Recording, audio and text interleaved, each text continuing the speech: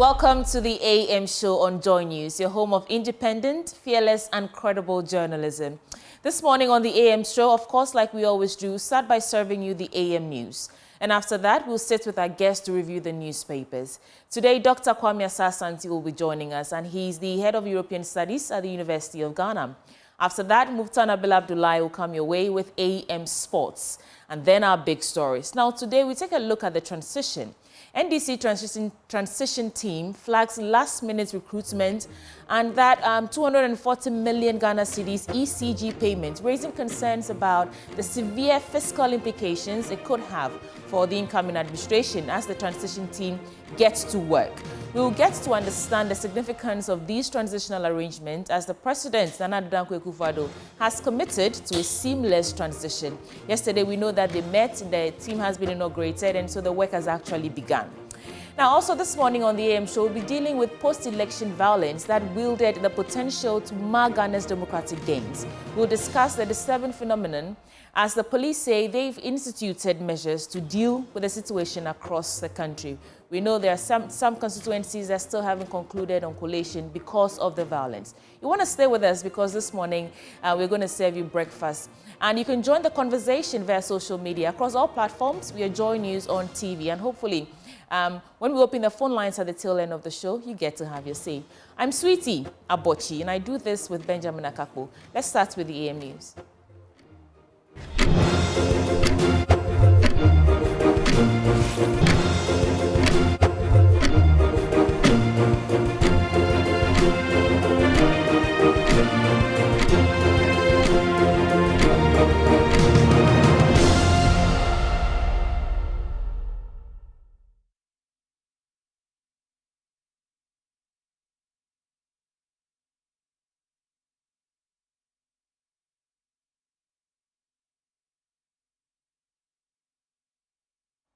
This is the AM show on Joy News. Now let's get into the AM news, starting with President-elect John Dramani Mahama during Wednesday's inauguration of the Joint Transition Team appeared to disagree with President Akufo-Addo's assertion that the economy has returned to pre-COVID era of growth. President Akufo-Addo had expressed optimism about the economy bouncing back during the event at the Accra International Conference Center.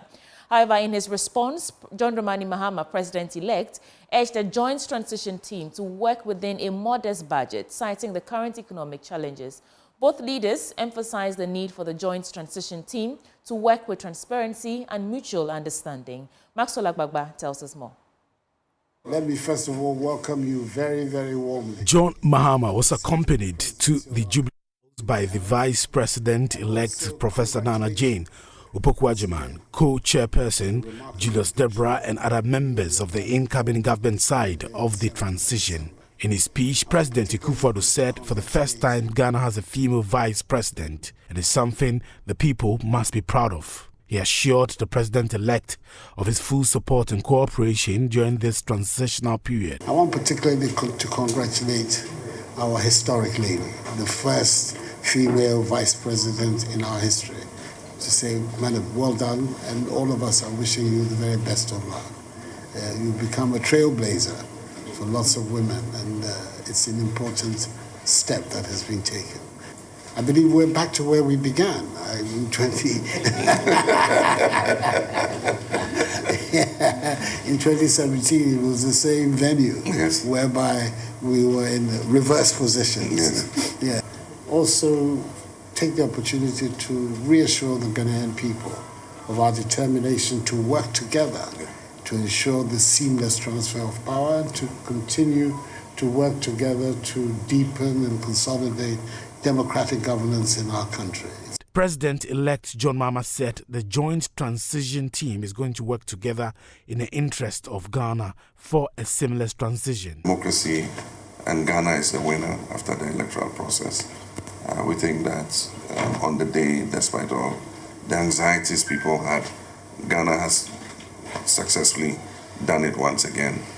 And so we can be sure that our democracy is safe and that working together across bipartisan lines, we can continue to deepen and consolidate that democracy.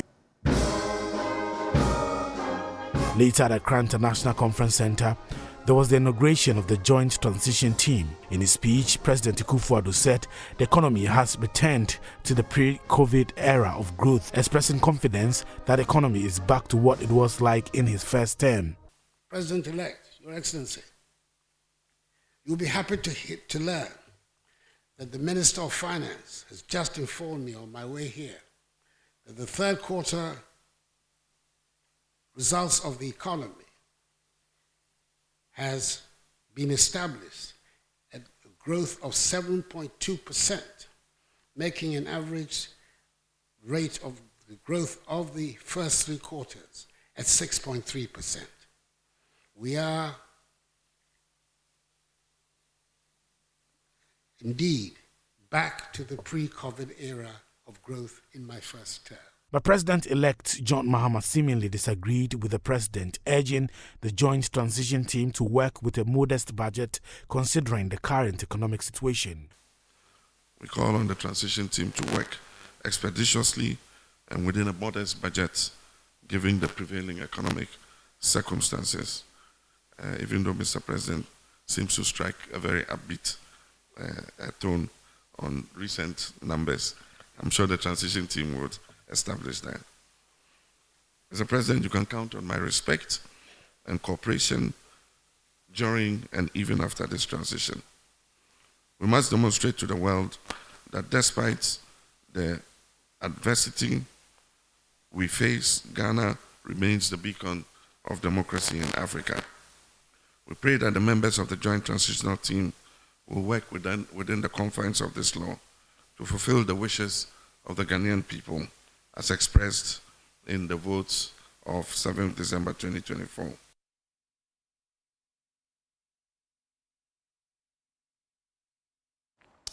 Meanwhile, parliamentary candidate for Nsawam Adwejiri and Majority Chief Whip Frank Anodompre has called on President Nana Addo Akufo-Addo to suspend the transition process. His call follows disruption of some collation centers affecting declaration of parliamentary and presidential results in Suhum, Akwetia, Fantiakwa North and Nsawam Adwejiri constituencies in the eastern region. Anodompre made this passionate appeal while addressing party supporters at the NPP party office in Nsawam Adwejiri. Here's more. For all the 30 years of dedication to public service and patriotism, public service, NPP for Odewon Kwada Yinara Akwamom, and ne NPP for any Chinchimomonsa. NPP for Odewon Yansa, and Unim Diakwa Kudiamomo, and ne NPP for any Chinchimiansa. Yadamubrasia Esro, so mining in Aja. Yam for two, Yam for Jine, Yadiano Fafa. Yes, slow at the kind. Yes, slow your tosumia no mampany. Yes, slow your tosumiansa. Antimi ma, sir, 4 constituency in Suman Reji. Soon, Akwetia, Fantiakwa North. MPP for Edim Kunim. Nankro 4% Chinchimiansa, AGCTSFM. Now, what's the initiative? Mampany initiative for the transition process. Mampany, yes, sir. Yes, sir. Transition process, no, and concoho. Young for transition process, no, and concoho, and consistent, easy, but declare. South for city in area as a transition process, no, at was.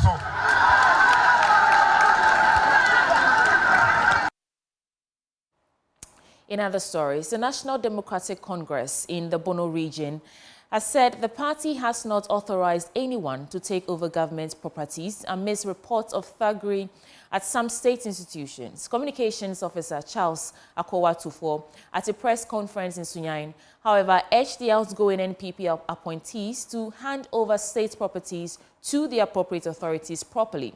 Precious Semevo has more.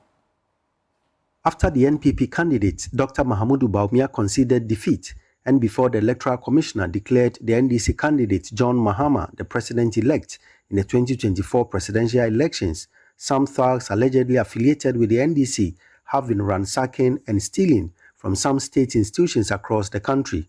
In Sunyani, the Sunyani East Coalition Center, the Metro Mass Transit Workshop, Residency, and Regional and Divisional Forestry Commission offices, among others, have been attacked with cars, motorcycles, and chainsaw machines, among others, allegedly taken away. But the NDC in the Bono region, at a press conference, said they have not authorized any member to take over government properties, disassociating the party from the activities of the thugs.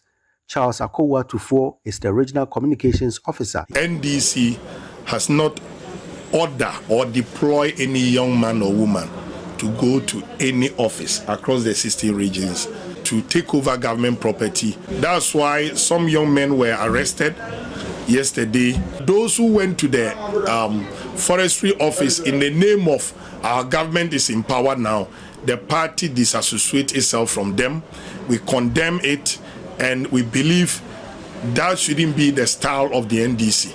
And we don't want to behave like, oh, somebody did it in 2017, so we should pay them back.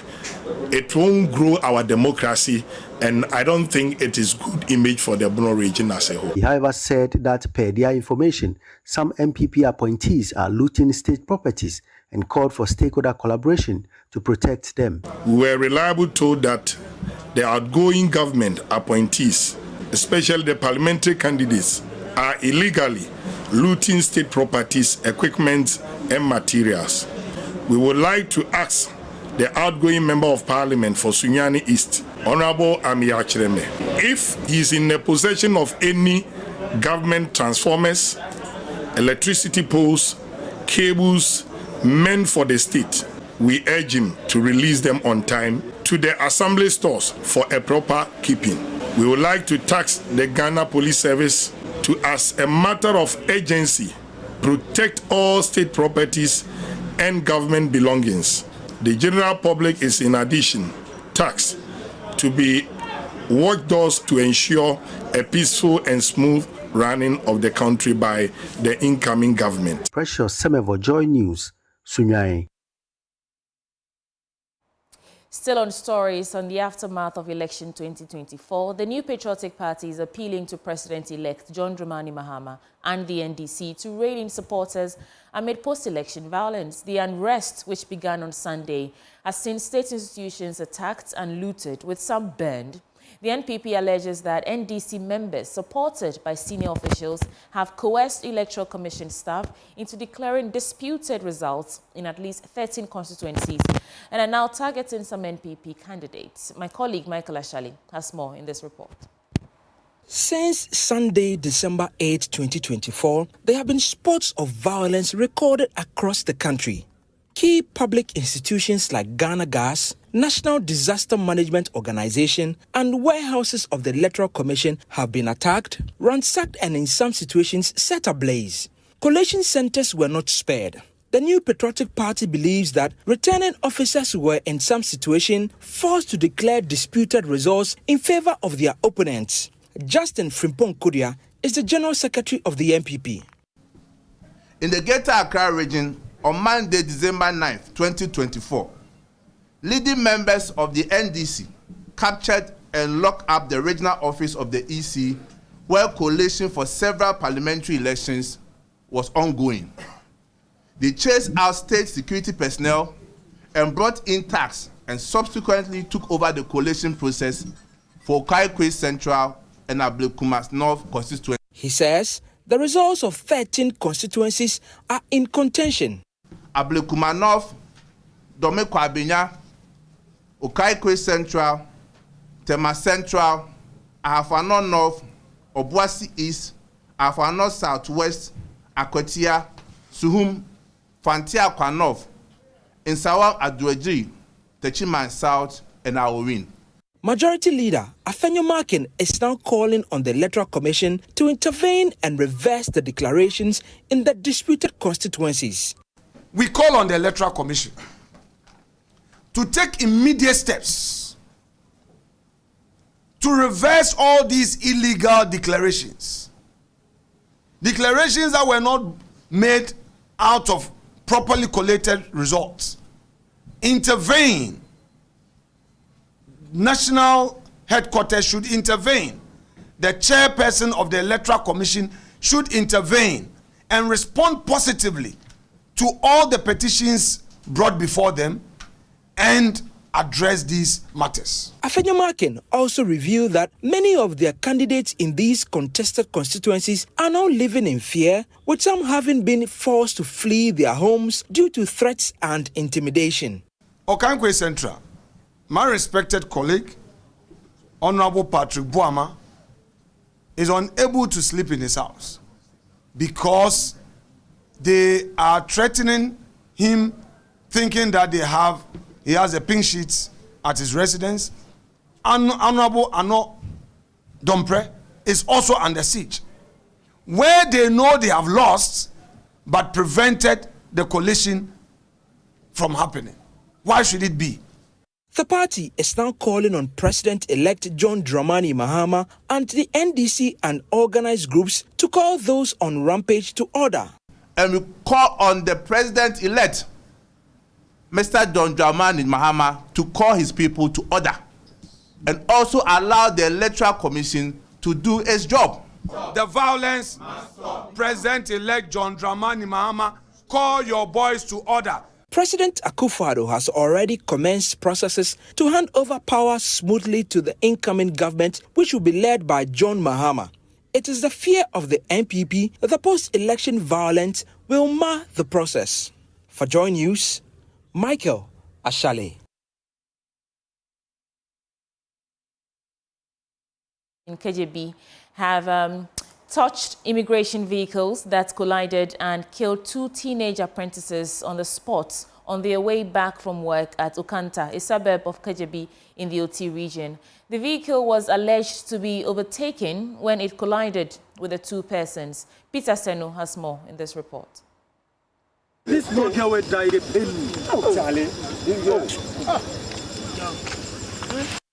The accident, which occurred at about 6:30 p.m. Wednesday evening, 11th December 2024, killed 2 teenagers at Okanta, a suburb of KJB, who were returning home to Menusu, also a suburb of KJB, after work.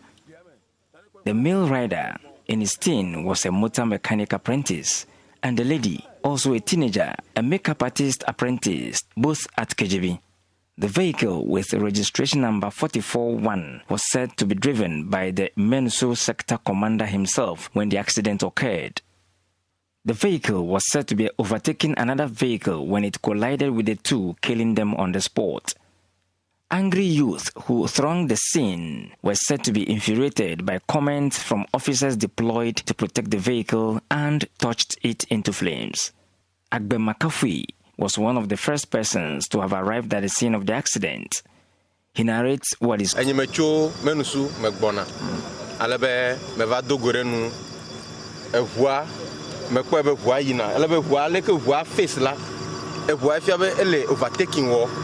was coming from Menusu towards KJB. From the look of the vehicle, it was moving towards KJB, while those riding on the motorbike were riding towards Menusu. It was clear from what I saw that the vehicle was overtaken. When I arrived at the scene, I realized the young man was dying. We later found the lady far away in the bush. I was far from the scene when I realized the vehicle was touched, but I cannot tell those who did it. I know the 2 who died. The rider was a motor mechanic apprentice, while the lady was a makeup artist apprentice, both at KJB.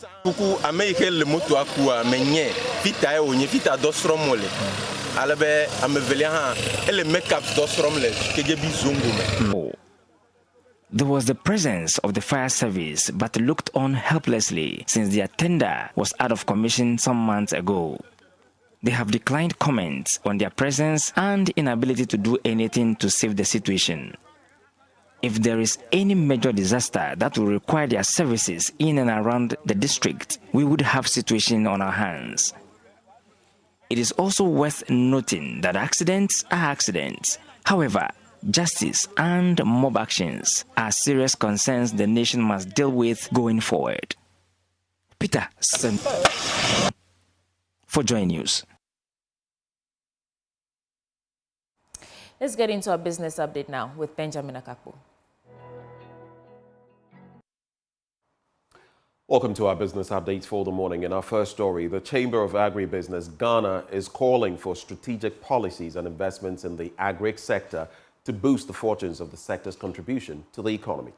Figures released by the Ghana Statistical Service reveal the services sector continues to be the largest of the Ghanaian economy, with a share of 42.9% of gross domestic product at basic prices, followed by industry, agriculture, of course, having recorded a growth rate of 32.6% and 24.5% respectively. Now, reacting to the numbers, the CEO of the Chamber of Agribusiness Ghana, Anthony Morrison, said there had to be a deliberate effort to improve the sector. If you look at service sector, it implies also that we are importing quite a lot, which is also evident in our food importation bill, which has gone up. We're talking about well over $10 billion of food importation annually into the country. So there is quite a lot of investment and deliberate strategic policies to be implemented by the new government. Cocoa sector, because we've lost a lot of cocoa land to the issues of the illegal mining. So those funds will be affected. I don't know if you take a look, you've taken a look at the aquaculture and fisheries. If you look at that, you realize that Ghana, which is one of the highest consumers of fish in West Africa, we are now importing about 1.2 million metric tons of fish annually, whereas our output, as in our production, has reduced further by just 400,000 metric tons. So we are not doing well. If you look at the data clearly, we are becoming an import-driven agriculture sector economy, which doesn't spell well. We need to be increasing our budgetary allocation towards the agriculture sector. Population growth is projected upward annually. So that means that we have to put in a lot. If you have a family of 3 and you've added 3 more children, you need to increase your food bill in the house. You can't be doing less and expect that the children or the family should be eating the same 3 square meal a day. No. If you look at data also from the Nutrition and the World Food Program, it says clearly more than 1.1 million people goes to sleep every night without food. Okay? So gradually we are gravitating towards a situation where we really need to be very deliberate our agriculture sector and food finances. Our second story, the Ghana Union of Traders Association says it will strategically position its women to take advantage of the proposed Women Development Bank by the incoming Mahama administration to support the growth of women-led businesses. GUTA believes if the proposed Women's Development Bank is well executed, it will go a long way to support the sustenance of women-led businesses in the country, which will propel growth in the informal sector, which is mainly driven by women.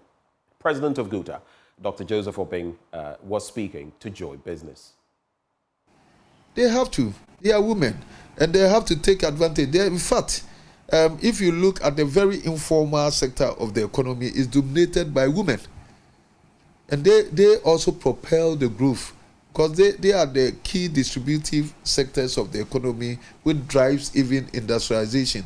So it's very important that our women folk are taken care of. And so any such program, any such fund that is created, of course, should be subsidized also, and especially given to them as a grant, so that they can also start, because most of us capital, most of us have lost capital due to the fall of the city. And so we have to make a deliberate effort to create this fund for our women. And we are very grateful for the women's bank that have been proposed. But it should be done and done well. And that's why we always say that we are going to work with any government. And that the most important thing for government to also to recognize is to have a continuous stakeholder engagement with us. Ghana, for it's a duku, it's a wrap as far as our business updates are concerned. I'm handing over back to Sweetie Abochi.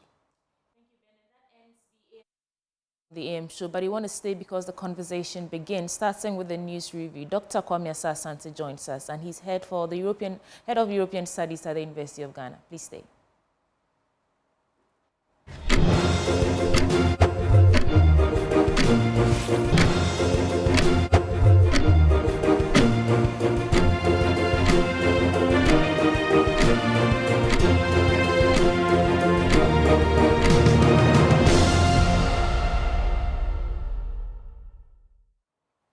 This is the news review segment on the AM show. We will introduce our guests shortly, but I want to tell you about this year's CompuGhana cashback season, which has been named as cashback season.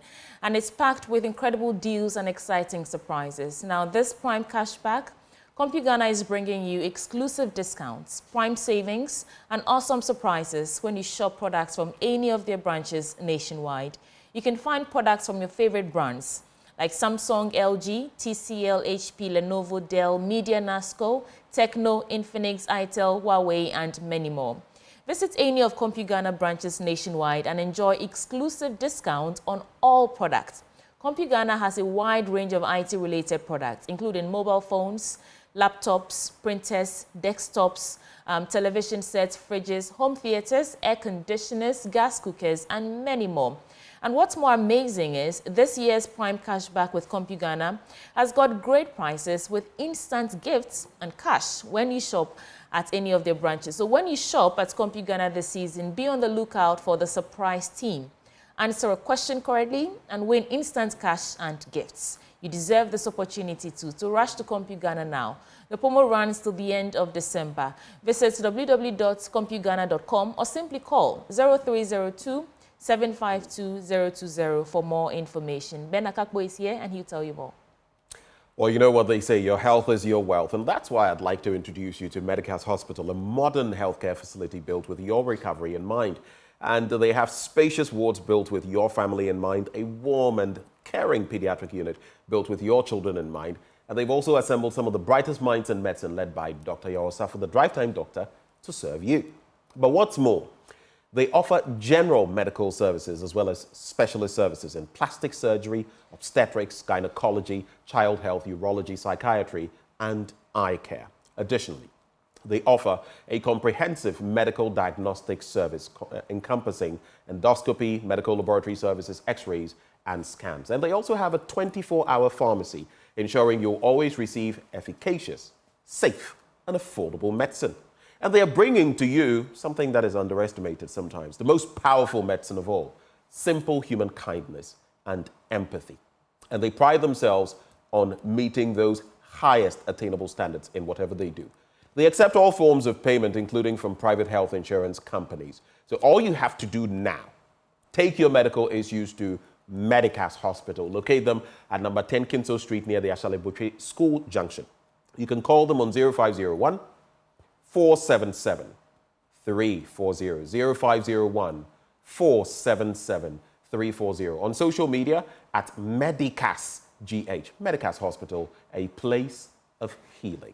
And talking about healing, well, I guess a lot of us need that in this country for different reasons, not just on the back of the last elections. After every election, someone will bleed, someone will laugh, but in the end, we are one people. Peace must prevail, we must heal, and we must work for a better Ghana.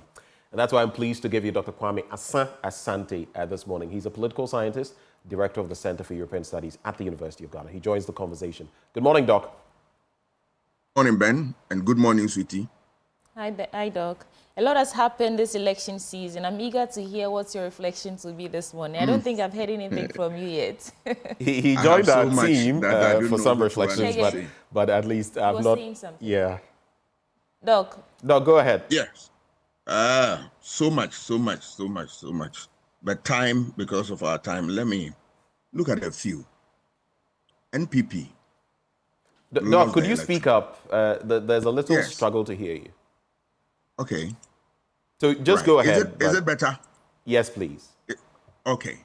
Let me look at a few factors that led to the defeat of the MPP so that it will be lesson for them and as well as the NDC who are in office. One of the factors that led to their fall was arrogance of power. Arrogance of power. They became so arrogant. The president was directing chiefs. When he's going for a deba, you have to get up and all those things. That caused annoyance to people. Even his ministers, the way they spoke, the way they conducted the affairs and all that were too annoying to some people. You remember, they said they will not hand over power to anybody. They will hand over power to themselves and all that. When the people speak, that's the end. 2, bad governance. The governance indicators were down. Take, for instance, the economy. And I tell you, all this election, the greatest of all the factors was the health of the economy. As soon as the economy goes down, it's over. Because you will not be able to deal with the problem of unemployment, which is another factor that they base their vote on. You will not be able to do much of infrastructure development because you don't have resources. So the economic factor really worked against them. But who caused them? Let me pose that question. They will not listen to wise counsel. Initially, when the difficulties started, experts were telling them they will not listen. They were telling them not to do A, B, C, and the rest of them. No, they were borrowing as if, that is how to go about it. They were so reckless in handling the economy. So we ended up at the IMF, and then middle-class people with a haircut and all that. So that was one of it. Corruption. They said they fought it. They've done so much and all that. But Transparency exposed them. Transparency International. That the worst performance of Mahama was the best for Nana. So they lost the fight against corruption. And a few others. Apart from that also, negative campaign. You are supposed to sell your message. But and look at the advert that they ran. Was advert to attack their opponent here and there and others. Sell your message, particularly on the social media. What were they showing to the youth? Nothing. Dance gestures, songs, outdoor of party colors and all that.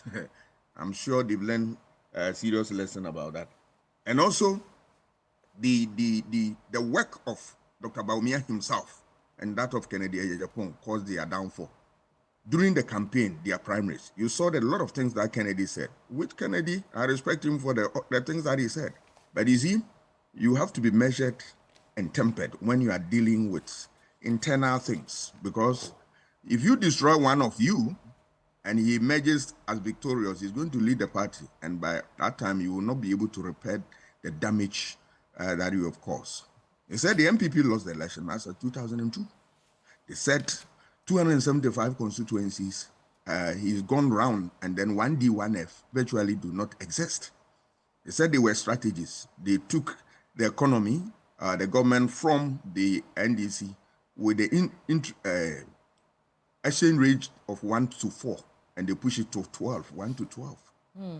Right. They said a whole lot of things. And then in addition to that, Bawumia, a lot of lectures that he gave, proffering ideas how to run the economy.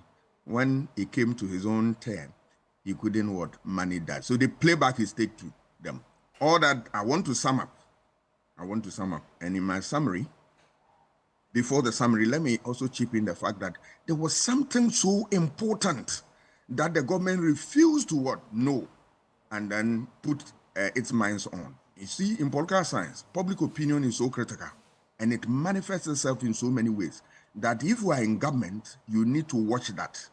One, when you see civil or public service or public servants embarking upon strike, there is a problem. And at a point in time, virtually all government workers were on strike. Two, when you see demonstrations upon demonstrations, there's a problem. When you see intellectuals talking, because in every society, those who save the society from bad governance and all that are intellectuals. When you see them out there talking, there is something you need to watch out. They didn't. And this one requires a political officer. I don't know whether they have one. And if they have, was the person working? All these signs were clear on the wall. They did not take note of this. So, in other words, they fell on their own dagger. it is a useful lesson for the party as well as the incoming government, so that next time, let me borrow the language of students, they will look sharp. Right. Thank you so much, Doc, for those quick reflections. And let me start with the Daily Graphic newspaper. On the front page, government fully supports transitional process, President Akufo-Addo assures. Will renegotiate IMF World Bank deals, according to President-elect John Dramani Mahama. Return official vehicles by January 3rd, 2025. President Akufo-Addo directs appointees. And the finance minister says economy grows by 7.2% in third quarter. NPP calls on stakeholders to condemn post-election violence. And let me start from page 11 of the Daily Graphic. But the stories, I'll come back to page 3. I want to start with the economy growing by 7.2%. Ghana's economy grew by 7.2% year-on-year in the third quarter of this year, compared to 2.2% recorded in the same period last year, the Ghana Statistical Service has revealed. And the growth is the strongest since pre-pandemic levels, with the last comparable performance being a 9.1% expansion in the second quarter of 2019. On a seasonally adjusted basis, the country's real gross domestic product, that is the GDP, increased by 1.7% in quarter 3 of 2024, compared to the second quarter, slightly higher than the 1.6% recorded in quarter 2 of 2024. Doc, I'll come to you after adding 2 more stories to this, but the question on my mind is it that we are not, I know that the economy is hard. We are feeling the pinch and all that. But these figures are impressive, are they not? I'll come to you in a bit. Just give me a second. And government fully supports transitional process. The President Akufo-Addo has assured the President-elect, Mr. Mahama, of his full support and that of the government for the transitional process and beyond. That, he said, was to ensure that the next administration took off in the best of conditions.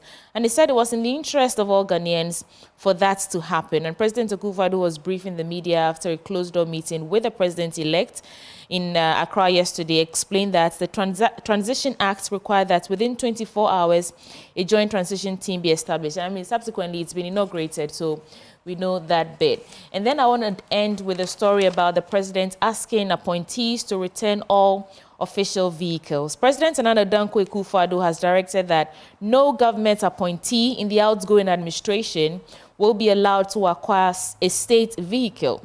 He subsequently urged all outgoing ministers, deputy ministers, regional ministers, and other political appointees to return government vehicles in their possession to the chief directors of the relevant ministries no later than Friday, January 3rd, 2025.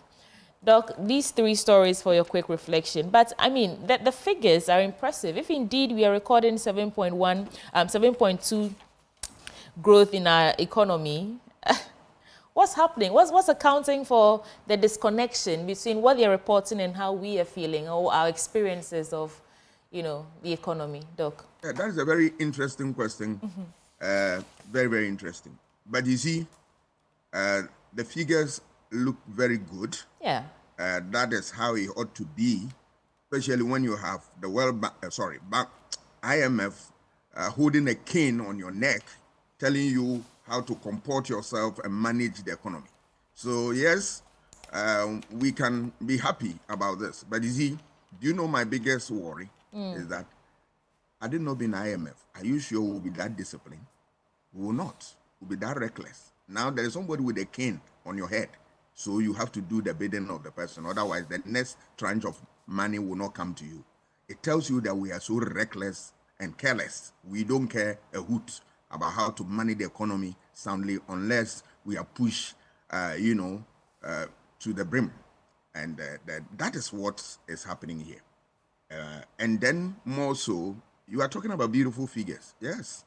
But is that the situation out there? The ordinary man is feeling the pinch of the harsh economic realities of the time. And that is why they voted the way they did. So if the economy was anything to go by, then the story would have changed in terms of voting. So yes, it tells you the disconnect between figures and what really exists on the market. The second thing is the issue of return of official vehicles. Yeah. I support the call by the president. It's a good thing. But, you know, parties have taken us for right. And you see them, you know, changing cars, giving it to party apparatchiks and all that. That thing must cease and must cease now. And I'm happy the president has nailed it. Yes, we will make sure that nobody will take anybody's car, government car away. That period where they come to office, when they are leaving office, they sell state vehicles to them. If they want cars, they should go to Toyota and the rest of them. We all struggle to buy a car. After all, if you don't have a car, you have to walk. It's normal, or go by public transport. So that is a good call. I support the president, and it should be enforced rigidly by state authorities, not any other individual who doesn't have that mandate. No. 2 or 3, we'll look at issue of post-election violence. It's a worrying situation if you see destruction going on and all that. People begin to, you know, talk so much about it because it's of concern to us. Because these are the things that go into election observers' report, and it becomes an indictment for the country. So I want people to know that we have gone through election peacefully. Let us manage the third phase of it. That is, election has 3 phases: before, during, and after election. The after election phase is what we are in. Let it be peaceful. So all those who are engaging in that, the police must look for them and then deal with them head on. I mean, they are nothing but criminals. You can't destroy state property and all that. What do you want the new government to govern with? And but I must say that political parties have developed this. Part of the blame must be placed at their doorstep. Anytime after elections, people destroy things and all that, and we arrest them, they only come and set them free and all that. So people are emboldened to misbehave in this fashion. But it's not going to continue. This time, we are going to nip it in the bud, and we are not going to allow that at all. At all. More so when we have a government that has virtually is going to struggle because of where we are financially and all that. This will not happen on our watch this time around. No. The next point is the transitional process. Yeah.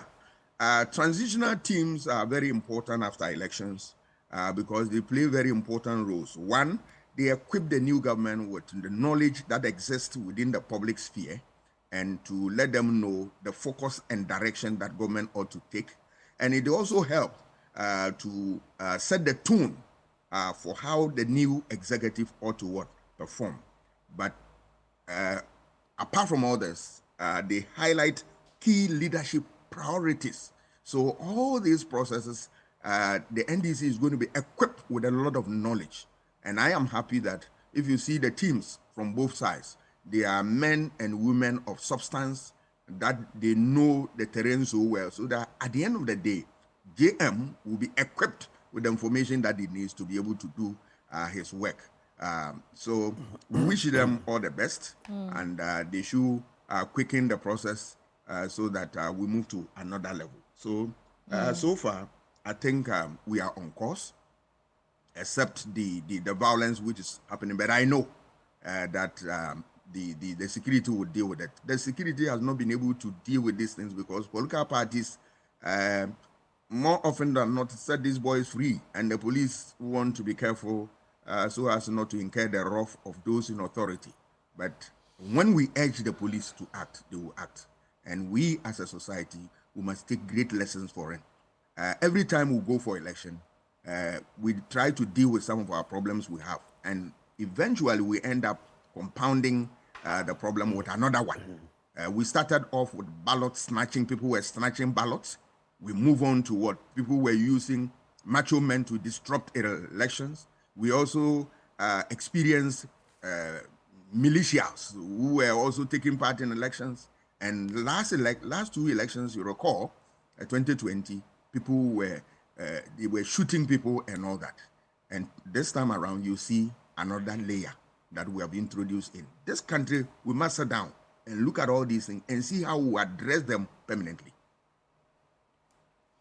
Thank you so much, Dr. Kwame Asasante. There's a story here, but I think I'll find, Ben, you might have it as well, about renegotiation of the IMF and World Bank deals, but let's do your paper. I mean, I was about to mention that I've not seen it technically here, but I was even about to say that Mahama had pointed to. So you might as well. Right, okay, so let me get into it. So the president-elect said he will renegotiate IMF World Bank deals.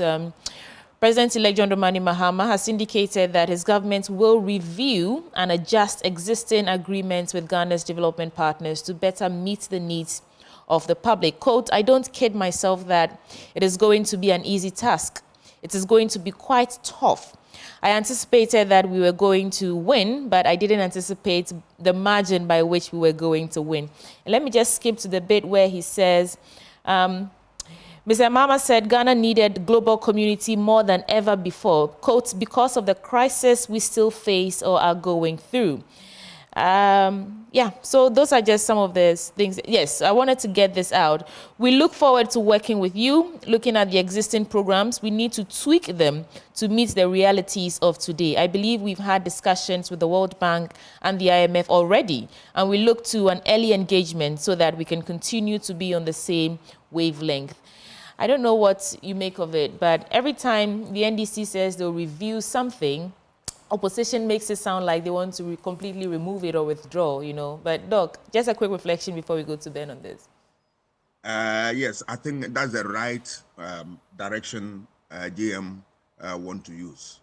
Because if you look at the conditions and everything associated with our interaction with the two Bretton Woods institutions, there's a need to take a second look of it and see how you can craft it to suit your style and administration and what you have promised the people. So I'm not sure it is out of order for JM.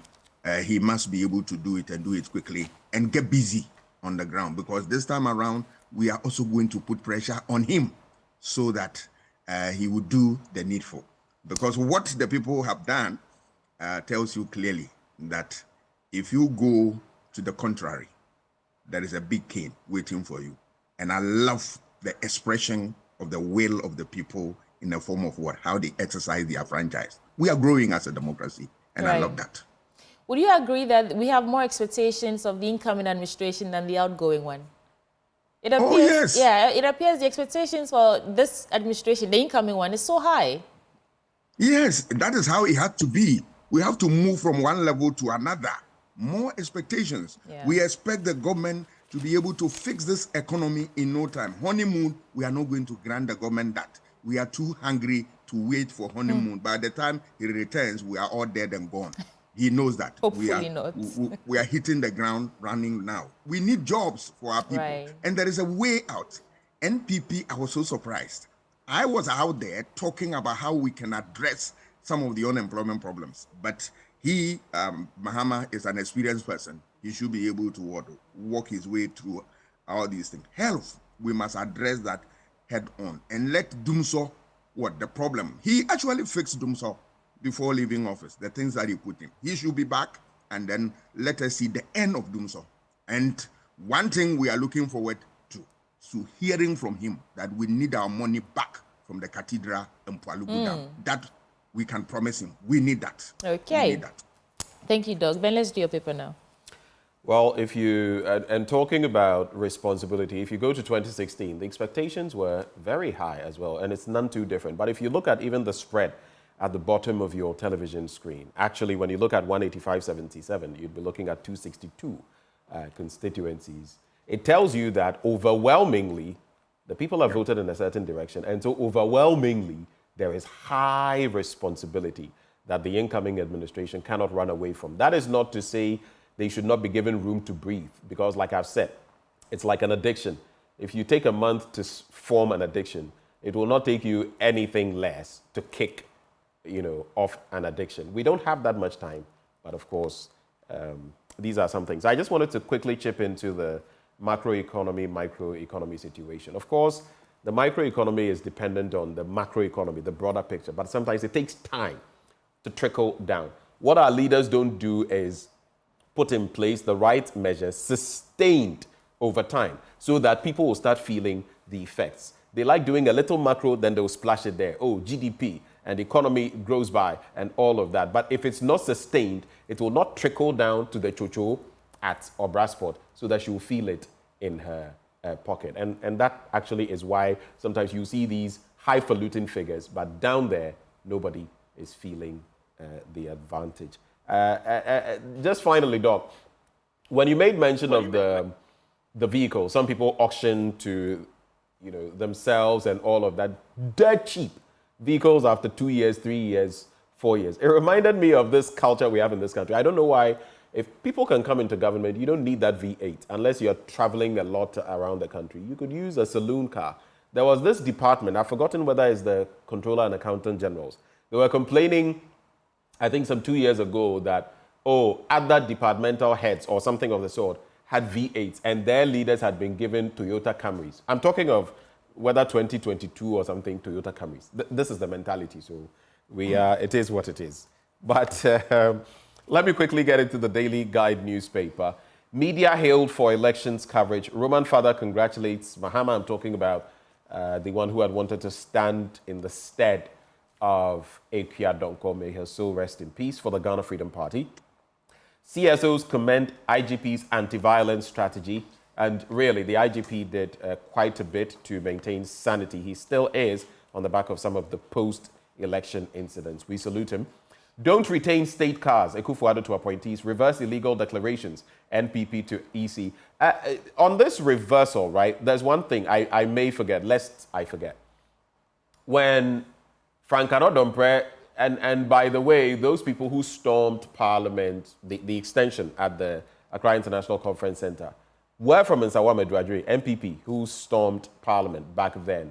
I don't even get his rhetoric, and I'm calling him out this morning. What do you mean by the transitional process should halt till all of these are declared, the parliamentary seats? You have no such power.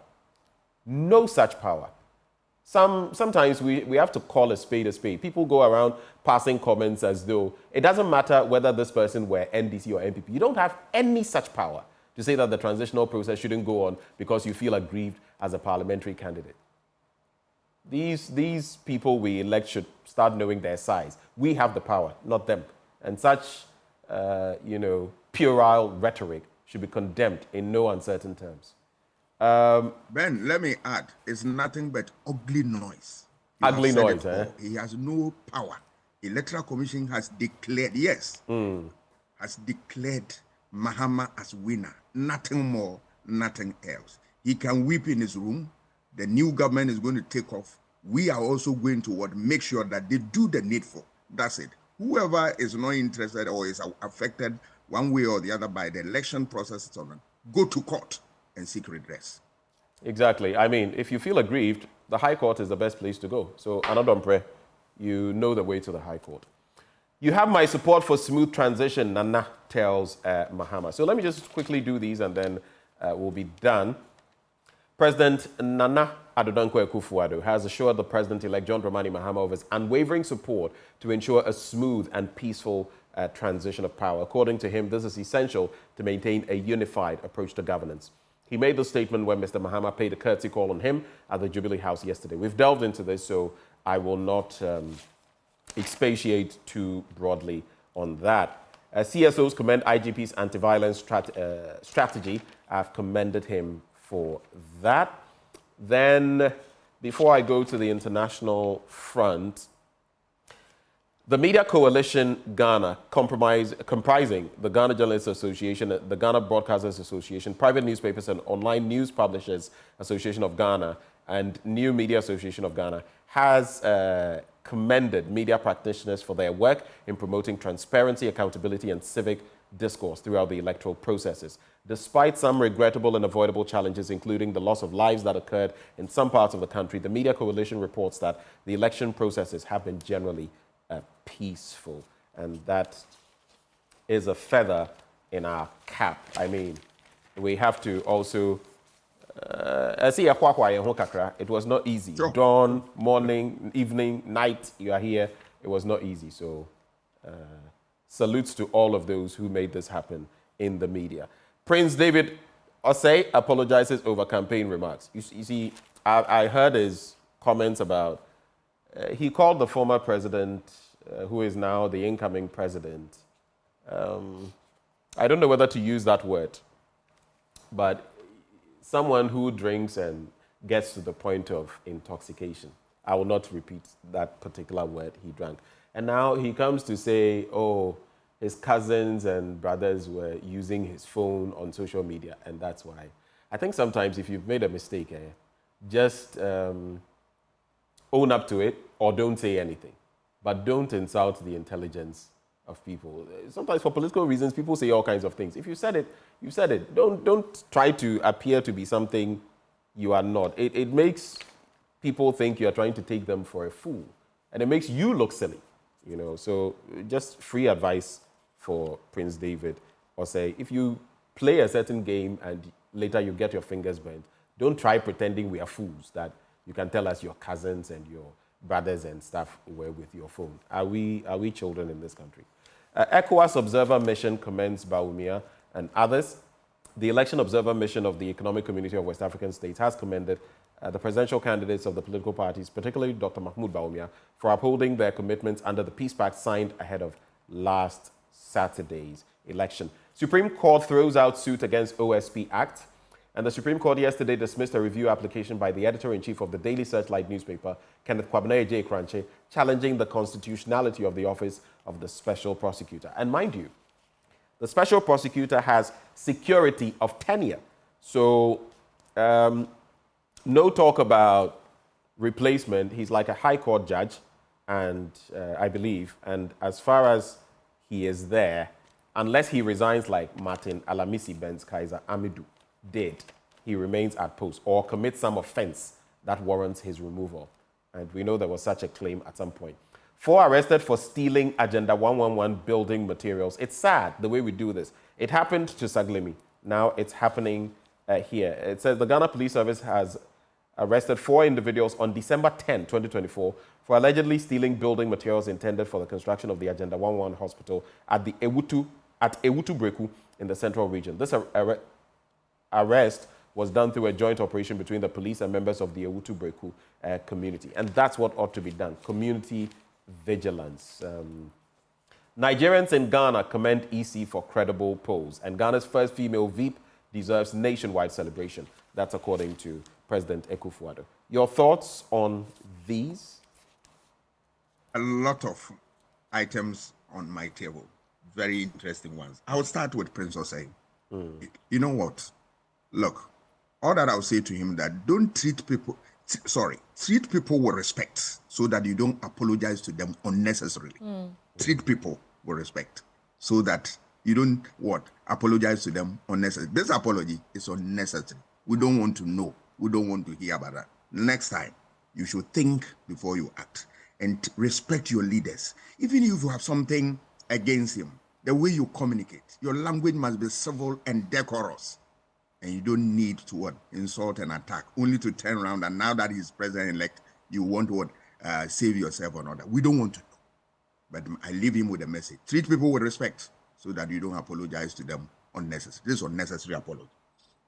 But he is not a man enough. He has said so much. He should have been courageous enough to die on his dagger. A man is the one who falls on a dagger and dies. So he should have gotten that courage. I move on to look at the media and elections. And I salute my colleagues in the fraternity. They did a lot of work. I visited a number of media houses because we're doing analysis, and I came to Joy Newsroom, and mine, I see people did not have beds in their home. They are there, ready to churn out information, send people. Congratulations to all my colleagues and all that. This is how it ought to be. Now, EC has known that that decision that he wanted to take to prevent journalists from going to see this election, nobody should think along those lines. It's not the best. Allow media access. You see, when we say transparency in political science, we are saying that what you are doing must be made public, and people should have access to information. Access. And that is what was missing. I am happy later they made a U-turn and then ate humble pie. That is how it ought to be. The media did a lot, and they shine their light on dark spots, and we are happy. They should continue to work the way. When they go around, a wrong, we will correct them because it's a human institution. Civil society condemning, violence and all that. That is how it ought to be. The violence must be condemned because I am particularly worried about what will go into the observer missions report, which will be material for students and the world to look at. And please, we should stay away from that. We have done so. We have comported ourselves throughout the process. I want us to get to the finish line, the logical conclusion. So events of violence and all that, we don't want that. Remember, we are operating a free and fair election. We're saying that it's no other election, but election devoid of irregularities, such as violence, destruction, and all that. We don't want that. And then the issue of the VIP. I salute the VIP. This is easy.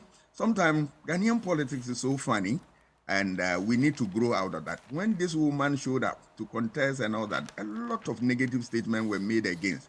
I recall a day I called people out that if they believe that the woman is not good, people should go around their families and get anybody who is more qualified than the woman to hand the person over to Dr. Bawumia to compete with the woman. Yes, I was daring them. This is the first woman vice-chancellor, the first woman vice president. We salute her. And let us respect hard work. Women struggle in this country to get far. So when they do, we don't need to bring them down. No. Anytime I drive around, I see women. I see, male and female there, but I pay more attention to women because of the things they go through. Difficult time. You see the baby at the back, you see holding children's hand and still trying to fend for them. So if a woman goes through all this and hit the highest at the university, which is a microcosm of the country, and moves on to, venture into the arena of politics, which is so hostile, and then get to this level, you don't sit down and make ugly noises about her. If you have anything, it should be argument, discuss, bring a superior mind to bear on any conversation that is coming from her. That is what we need. But mere attacks, insult, and silly comments must end today. All right. Thank you so much. I'll just leave you with headlines from the international front. At least 127 killed in Sudan bombardments. South Korea ex-defense minister tries to take his own life. And girl 11 rescued in Mediterranean after 3 days clinging to tire tubes. And then Russia threatens to retaliate after Ukrainian attackers strike in Rostov. All those in the Daily Guide newspaper. Sweetie? I have the business analyst on the front page. Don't purchase government vehicles. We've dealt with that. President Akufo-Addo warns Mahama to renegotiate IMF World Bank deals. Dr. Callistus Mahama is this chief scribe of John Mahama's transition team. Arrest all officials at Lands Commission. They are behind the state capture. Answer Asari to Mahama. And I'll get to that story in a bit. But there's a story here that my interest with Supepra, Joy News Channel Manager, talks about increase in the price of coffee. And I want to get to that in a bit. Coffee price surges to highest on record. And this is page 2 of the Business Analyst. Coffee drinkers may soon see their morning treat get more expensive as the price of coffee on the international commodity markets has hit its highest level on record. On Tuesday, the price for Arabica beans, which accounts for most global production, topped $3.44 a pound, having jumped more than 80% this year. And the cost of Robusta beans, meanwhile, hit a fresh high in September. And it's coming as coffee traders expect crops to shrink after the world's 2 largest producers, Brazil and Vietnam, were hit by bad weather, and the drink's popularity continues to grow. Hopefully, it's not too expensive that we can't enjoy coffee. But there's a story here about Kweku Ansasari asking that all officials at the Lands Commission be arrested. Legal luminary and statesman Kweku Ansasari has called on President-elect John Dramani Mahama to prosecute officials of the Lands Commission when he assumes office. According to him, the officials of the Lands Commission are the main people behind what he describes as the looting and capturing of state lands and properties. And this was happening on a sister channel. I don't know what you make of that. Let me get through the headlines quickly and then I'll come to you, Doc. Implications of foreign direct investment for the shipping sector in Ghana. It's an editorial. Ghana others to benefit from $150 million after risk participation facility. And General, how do you keep yourself busy in retirement? And that's a feature. And understanding the 5 steps of the design thinking process. Last thing I want to do is Africa registers $29.2 billion investment interest in 3 days. About $29.2 billion investment interest have been registered in 3 days for various projects in Africa as the continent turns its needs into bankable and beneficial opportunities for investors.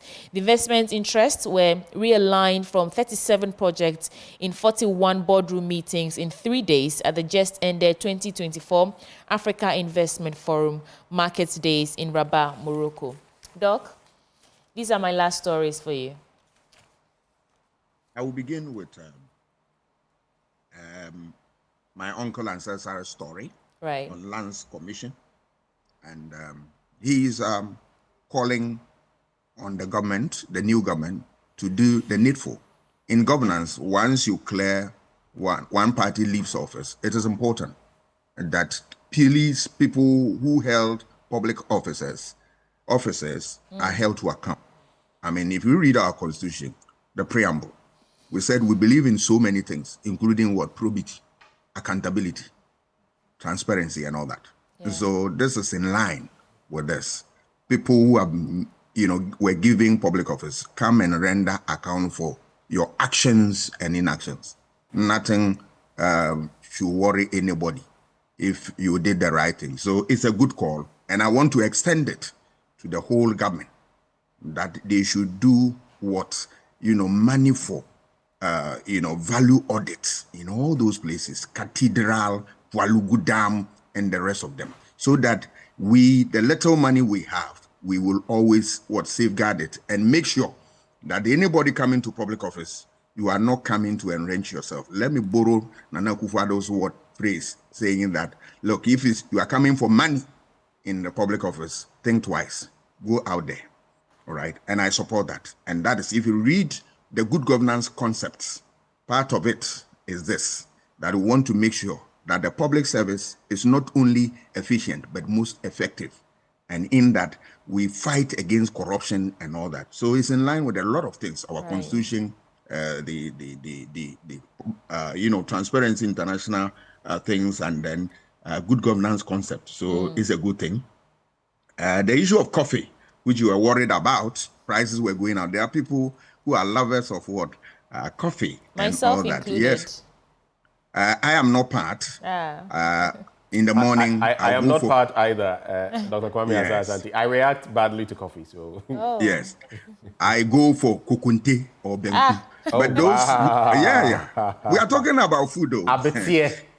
Yes. You go for chayaman. Yes. Well, Doc, it starts with coffee, then it sets the tone for the kokunte and the... No, I respect that. But I will give you an alternative, which is easy to afford. And it's cocoa. Cocoa. Make do with cocoa in absence of coffee. This is what we have. And I can assure you, you will enjoy it. You will enjoy it. Cocoa, is there a lot here. So you don't have a problem at all. Right. The 29.2 billion investment that we are receiving in Africa within 3 days of 37 projects. Beautiful one. But I want it to reflect on our lives. We should be able to feel the benefit of it. Sometimes a lot of these things are on paper, and the ordinary man is far away from this. We want the ordinary man to feel it, so that at the end of the day, we can say that we benefited from this. Otherwise, it will only end as nothing but an academic exercise. This time around, we want to feel it. We want to feel it. Yes. Right. Thank you, Doc. We have about 2 minutes. I'll wrap just in a few seconds with these headlines. Hopefully, we'll not get any reactions, and then I'll just share something brief and we're gone. The New Republic, after claiming he would never hand over to the NDC, JM anointed before his, quote, enemy, as Nanado welcomes him back to the Jubilee House. I think maybe we could have avoided this headline, but the paper chooses to use it on the back of, I believe, Psalms 23, anointed before his, and they use enemy in quotation marks. Jean Mensah hot as EC staff recruiter vanishes with agents' money. That doesn't look good. NPP appointees at ECG on final looting spree. That's what the paper says. And NPP's cataclysmic defeat. Subin MP blames Akufo-Addo's intransigence. But I want to highlight this for you. My faith in humanity has been strengthened. I spoke to this old woman as part of an interaction at the Obra Sport Trotro station, Chocho, Yomo Chocho, and the response has been wonderful. A number of you have reached out, Ghanaians, some from the US, Australia, and other parts of the world. And I've also reached out to a few people in the UK who are trying to help. It's briefly about a 66-year-old, if you've not seen the tape. Hawking. She's old, she's sick, she's fragile. She's trying to eke out a living by hawking sachet water. And so we are trying to do something for her. If you'd like more information about how you can help, you can reach out. You can also call 0302-211-691, 0302-211-691, or drop us a message on any of our live streams as we go along the show. We're trying to aggregate everything, and we'll do something great for this woman. There will be full transparency, full accountability. So let's help Yomo Chocho. That's my final bit to you, sweetie. Right, we have Ben, to... let me touch on it briefly. You see, when I see things of this nature, I get worried because then we are not get the basis of our governance right. You've seen this. You, Joy FM, you also saved the life of the little girl who was going through kidney problems, and through that, Mahama's brother came in and all that. It tells you that, look, there's a missing link.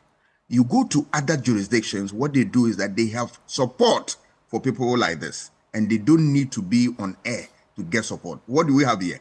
When you are old in this country, you must prepare yourself for anything that will happen to you because the state is not there. It shouldn't be so.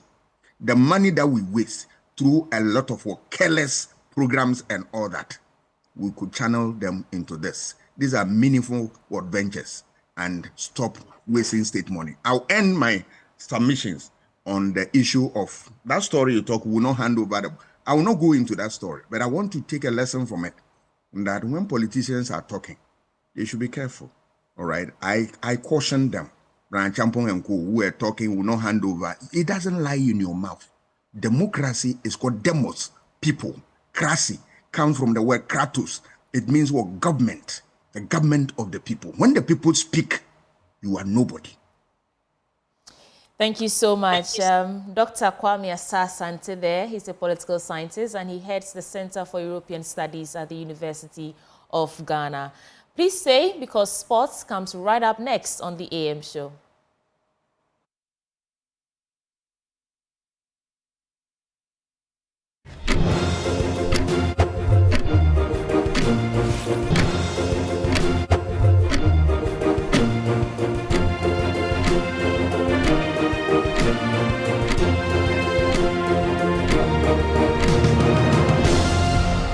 On the AM show, my name is Haruna Mubarak, and to our first story. For the first time in 2 years, Ghana's black maidens are set to make a return to the pitch after they are banned for age cheating during the 2022 World Cup qualifiers. The U17 women's national team faced Benin later today in the Waffle Zone B Girls Cup in Pram Pram. Joe Nana Adakwa is the team's head coach and says they are well prepared. We've been in camp for about 1 month, 2 weeks so far, and preparation is going on very, very well. So we are very, very ready for the tournament.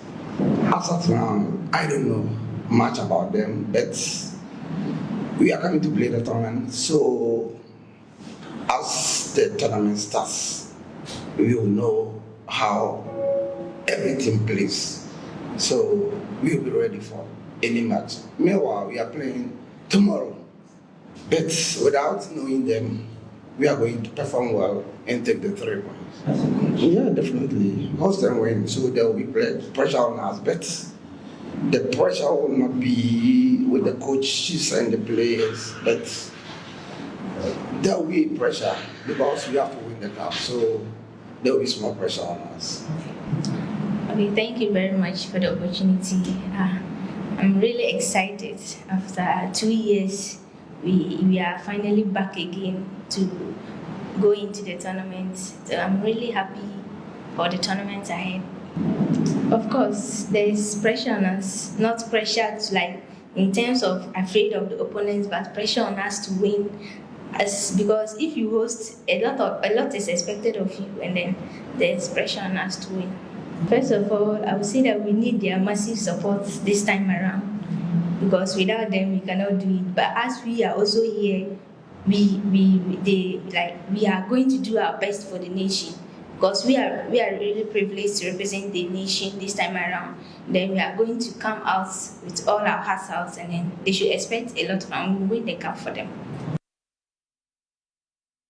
Coach Prosper Nate Ogum is confident that new signing Kwame Opoku will address the club's challenge in front of goal. The Porcupines have found the back of the net 10 times in 12 matches. The struggle to score goals necessitated the signing of Opoku, who rejoined the club on a 2.5-year contract. We've been come for about a fine striker, fine player. I like his level of professionalism. He's been talking to me about the way we train here, how happy he is about the way we train, like it's up to standard.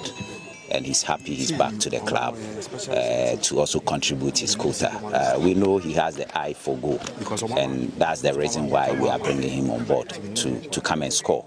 Either he's scoring or he's assisting other teammates to also score. So we only have to support him emotionally, we have to support him psychologically, let him believe that he's a good quality player. That is why we brought him on board. We need to give him all the necessary physical and psychosocial support that we need to give to him to be able to live up to expectations. So he's a good player, and as a coach, I'm happy that he's back to the club. Yeah, as you said, we need to confirm that. I'm not very sure about that. That is an administrative responsibility, so I think I have to be quiet on it. For us as coaches, we have prepared him, even if on Sunday or today even we are playing a match, and per the rules of the game, he can be registered and play. He will play.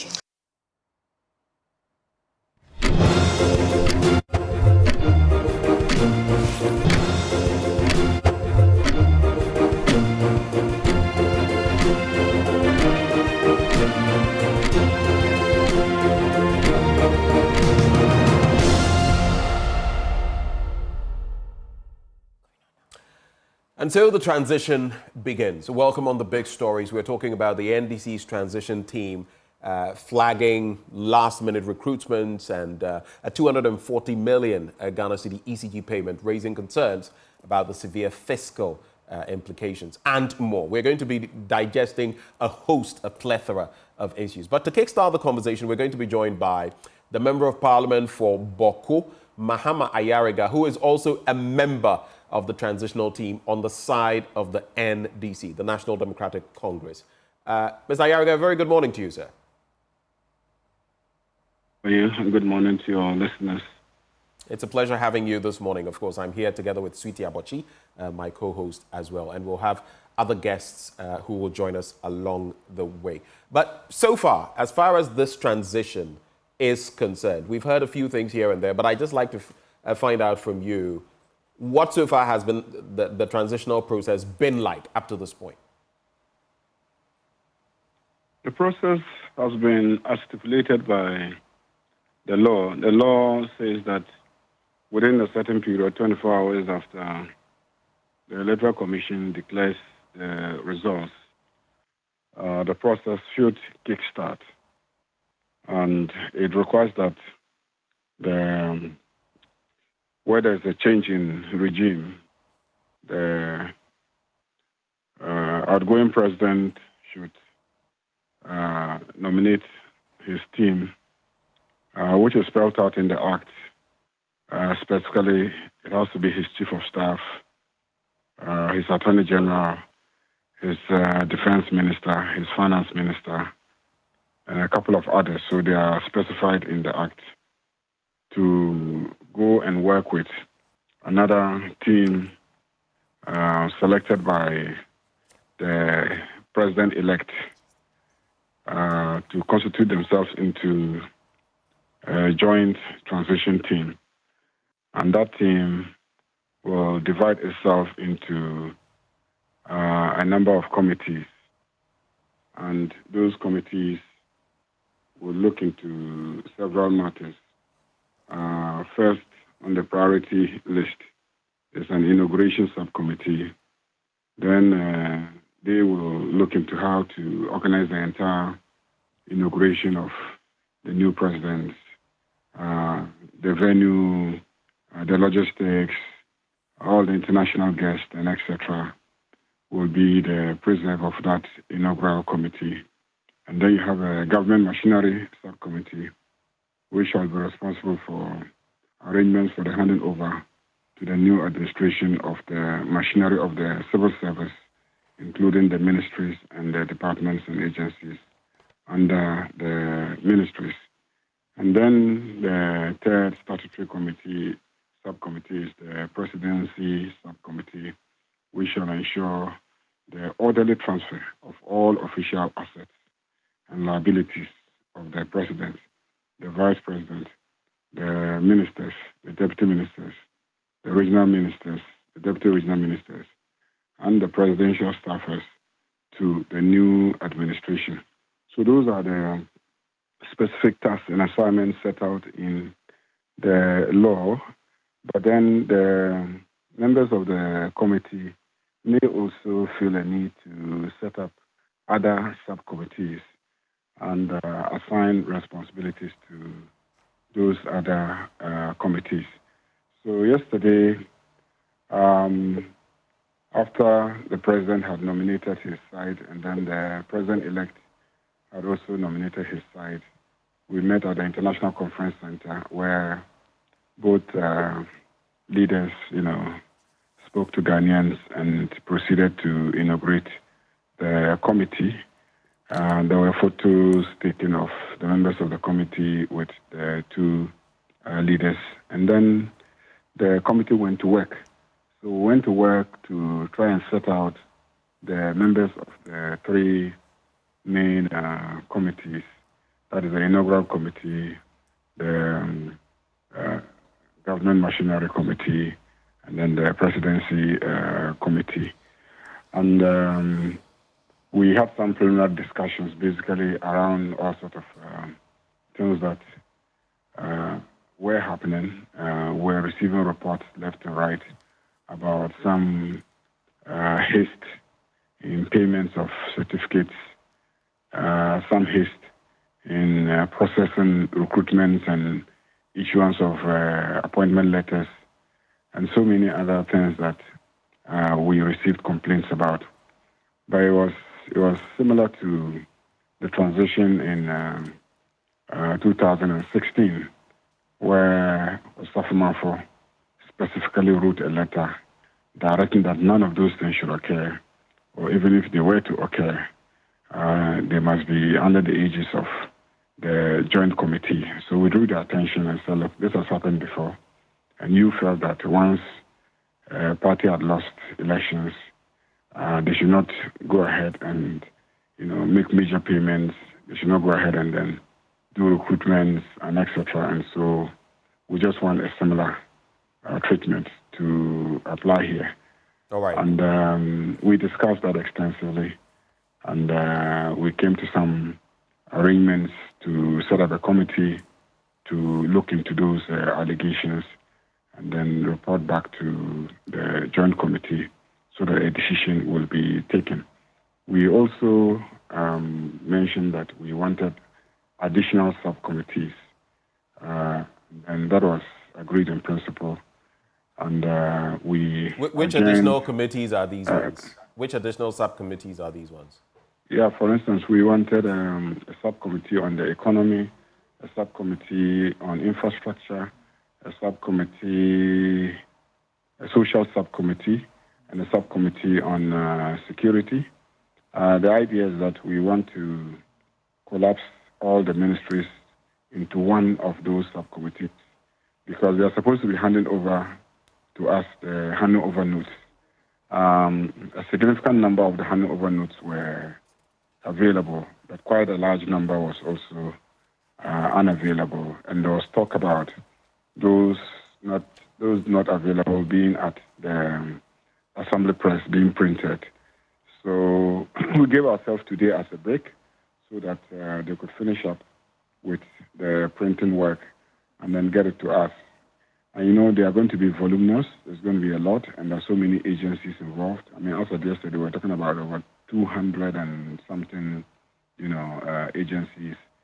200 and how many? I have my notice in my car, but I could get it to you later. But over 200, you know, agencies that needed to submit their handing over notes. So some were in, some were not in. So we gave them today to try and then fast-track the process and then print whatever is left out for us to have. So if you look at that number and you look at the current number of the committee, you can see clearly that we can't do that work. We need to bring in additional hands, subject matter specialists to focus on agencies that not all of us in the committee have the skills to evaluate reports on their performance and the work that they have done. Okay. So that is the basis for asking for additional committees. Right. And so they agreed. So Yes. just so we can be, you know, we can accelerate the conversation. There are other, you know, guests, and then there are many other, a plethora of issues we have to look at. But just quickly, very quickly on this, and then my colleague Sweetie Abachi will come through. You touched briefly on this. You have raised key issues about last-minute recruitments. You point to Osafo Mafu in 2016 and some of what was put forward. There's also the 240 million Ghana cedis, you know, meant for an entity that conducted business with the ECG. Very quick thoughts. Like, I want specific thoughts on that. What has been said at these transitional meetings? Yeah, we drew the attention of the finance minister, who is part of the transition team, that he was making some huge payments, and we thought that was in bad faith. That at this last minute, you will be struggling to empty the coffers before you leave. Payments amounting to, you know, 250 million Ghana cedis, just one payment. We're not even talking about other payments that may have been taking place. And he argued that these were payments that were due and they were in the budget and etc. And then we said we thought that he shouldn't be rushing to make payments at all. He should wait for the new administration to come and deal with those issues. And there was a debate, but to tell you the truth, there was no conclusion as to whether or not he should continue making payments or not. So it's a matter that we'll pick up again tomorrow when we meet. Now, on the issue of the recruitment, we had a heated debate, and then I recall that we said that whoever is being recruited is a Ghanaian, but we wanted to be sure that what was being done was in good faith, because we noticed that during, especially in the security agencies, we noticed that the recruitments were not advertised, there was no due process, opportunities were not given to all Ghanaian youth to participate, and indeed, we saw MPP candidates, you know, sharing those recruitments as part of the inducements to get voters to vote for them in their various constituencies. So we demanded that we take the recruitments case by case to investigate it and interrogate it. If, for instance, a recruitment was properly advertised, if there was proper due process, and if there was fairness in the process, and those people had applied, and they had actually gone through the interview, the medicals, and etc., right, according to due process, and they are now at the stage of being awarded employment letters, then, of course, we are human beings, and we are taking over the country on behalf of all Ghanaians. So if those people, that process was fair, we will take a decision on that. But if we do an investigation and we cannot convince ourselves that the processes were fair and that they were rushed through as part of political, you know, what do you call it? Part of the expediency and then efforts to win votes, and that Ghanaians were not given a fair opportunity to go for those jobs, we will take another type of decision in relation to those ones. It was agreed. In fact, I had strong support. I was leading that charge, and I had strong support from some people on the other side. So it was agreed that a committee should look into all those recruitment matters and bring us a report to decide which ones we should nullify and which ones we think were fair and should be allowed to go. Right. Sweetie? All right. Mahama Yariga, we are grateful that you took the time to join us on this, and we wish you the best with those transitional meetings. Mahama Yariga is the legislator for the Boku constituency. He also is a member of the transitional team on the NDC's side. He just joined us for a conversation. Joining us in the studio, we have Nana Heninto, trademark hat on, and of course, he is a senior campaign advisor to Alan Martin of the Movement for Change. Should I add that you're a former General Secretary of the New Patriotic Party? It's a historical fact. It's a historical fact. All right. And we also have Kofi Kuranting, who is an independent presidential candidate. He was in the 2024 elections. Gentlemen, welcome to the AM show. I want to start with you, Kofi Kuranting. How did it go for you, the election? You were quite confident that Ghanaians would turn out for you. I was trying to actually find exactly what figure you pulled in the presidential election, but I haven't found that yet. But tell me, how do you think you fared? I think we did very well. Elections, usually people would have different twists and turns and perspectives on elections. But my take, which I think it's really the take that everybody should be looking at, is Ghanaians went to the poll and made a statement. They made a statement that they were more concerned about things that they had a challenge with, which is how President John Mahama was treated in the last cycle. And they wanted, as sympathetic as we are as a people, they wanted to give Mr. Mahama another chance because they thought he had been misrepresented by the Akufo-Addo Bawumia government. So they gave him a chance that, listen, we're going to give you a chance for you to come and straighten out things because we think they lied on you, which in some cases they did. So come in and finish your term and let's see what, but this time don't fail us. And they were not willing to look at any other candidate for that matter. If you look at the numbers and you study the numbers well, the same people who voted for the NDC, the same amount of people who voted for the NDC went back and reaffirmed their commitment to the NDC.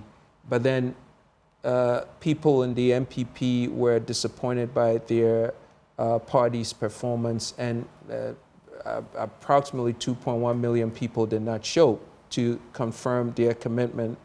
So it was, we want to bring our president back to show Ghanaians he's better than what you guys made him out to be. And the other party said, you know what, we've been disappointed by our party, so we're not going to go vote. So, but as far as I am concerned, they know I'm good. They believe in me, but they just said, you know what, out of fairness, let's let Mr. Mahama go to complete his 8-year term. It has nothing to do with the numbers. Okay. If I may, just quickly, before you actually get to the transition bit, that math about, you see, some 18 plus million people registered to vote. Out of that, we had a turnout of about, what, north of 10 million, about 11 million.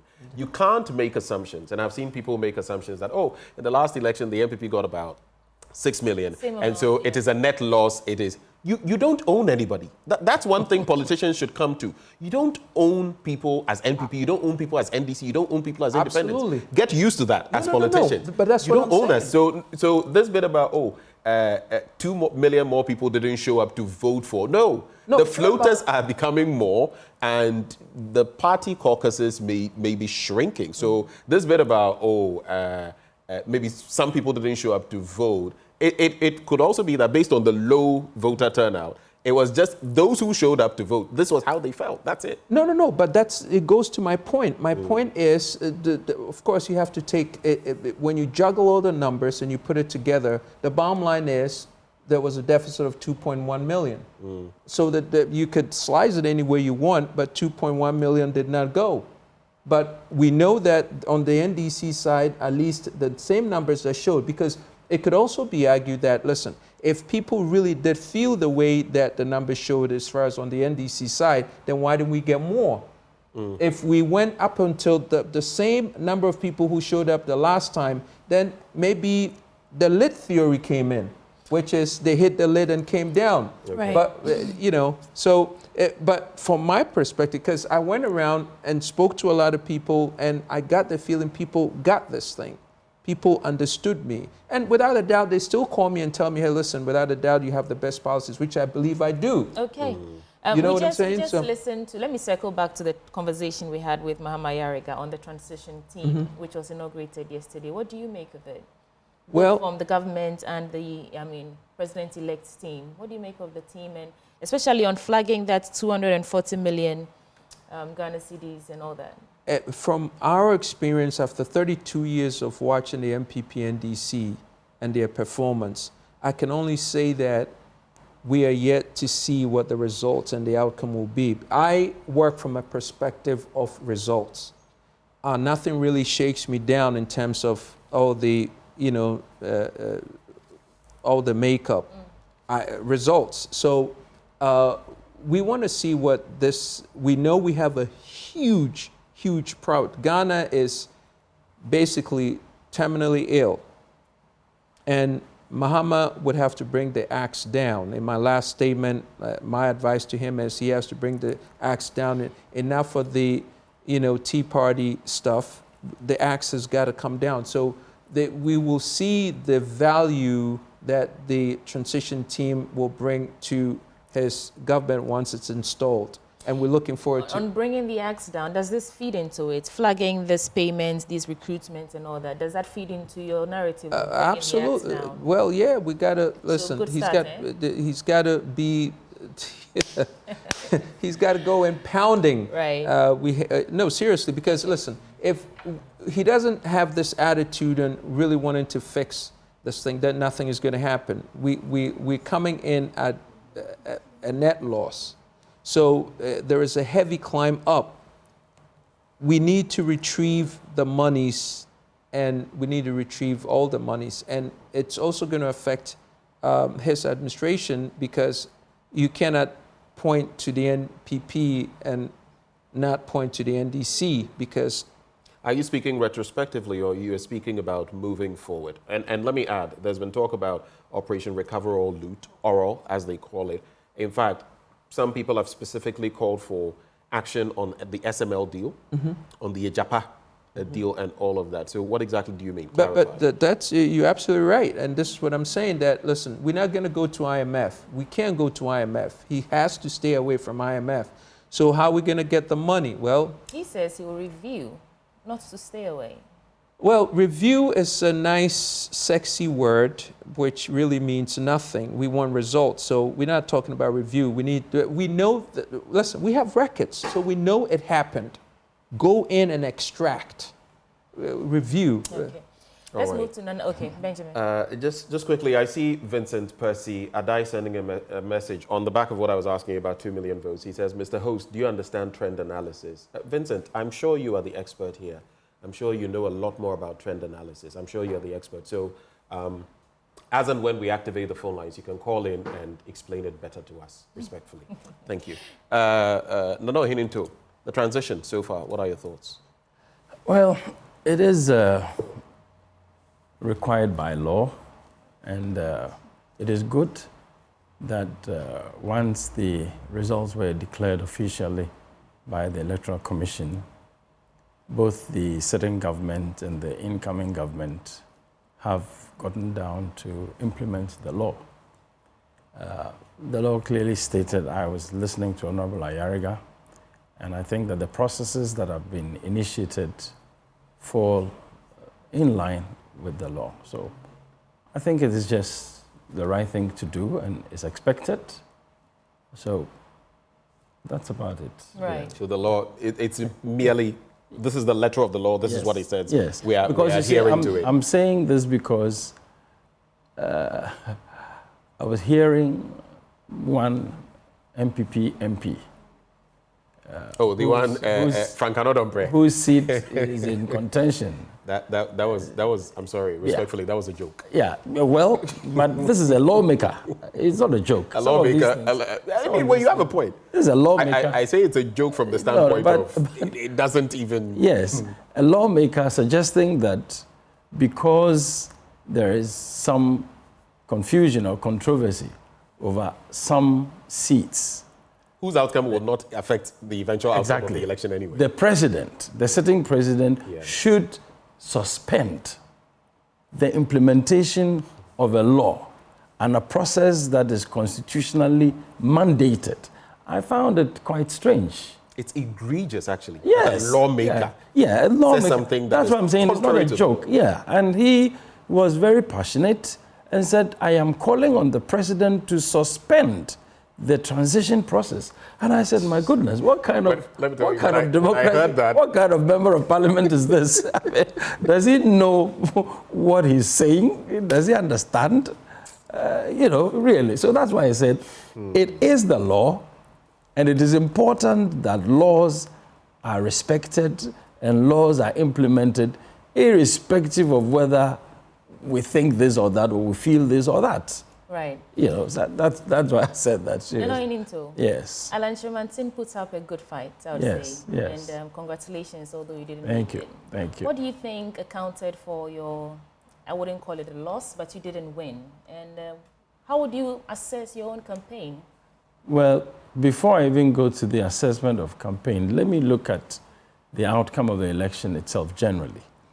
I think the statements that Ghanaian voters have made is that we are basically stuck with the duopoly. It's two powerful parties. And you actually heard people saying, well, we'll make a choice between the lesser of two evils. I mean, I get those kinds of comments. Two, a lot of people will tell you, listen, we've looked at Alan Shirmantin's GTP, we've listened to his message, we've looked at his track record. We think Alan is the best person for the job, but he's not going to win. And I'm like, what kind of thing is this, Even the NDC people, my friends in the NDC would say, look, your GTP is the best. You give it to us, and since you don't have the structures to win an election, you give it to us, we will implement. Kofi Adams even made a joke with me here in the studio, So it's quite an interesting phenomenon that we're looking at. It doesn't look like immediately Ghanaians are ready to get out of their comfort zone, even though there's been a lot of complaints about the previous John Mahama government, and much more so about the current Akufo-Addo government. So for me, it looks quite like the issue, the phenomenon of the duopoly is something that we have to deal with. And if anybody is really serious about taking up the leadership of this country, I still think it is quite some distance before Ghanaians will consider an independent, irrespective of your credentials, because that's what the Alan Shirmantin candidacy is telling me. Are you coming everybody, to this, sorry to interject. Are you coming to this conclusion after the election, or did you know going into the election that Ghanaians were not ready for an independent candidate? I mean... And if so, why did you continue anyway? You see, a lot of people had complained about John Mahama's previous government. Many more Ghanaians have complained about Akufo-Addo Bawumia government. So you would think that naturally, I mean, if people are not happy, they're not satisfied with what is available to them, and they do have an alternative, they do have a choice, then they would consider it. Here is a case they decided, well, we're not ready. And I think you grant it to Ghanaians. You were also an alternative. You were an alternative. In fact, you put yourself forward as an alternative. Kofi Granton put himself forward as an alternative. But let's face some key factors. Some say that Abid Enisu, right from the start, you didn't stand the chance of a snowball in hell. You were going to burn at the polls. And it did happen. You didn't even place third at the polls. Nana Kwame Bediako, performed better in many respects.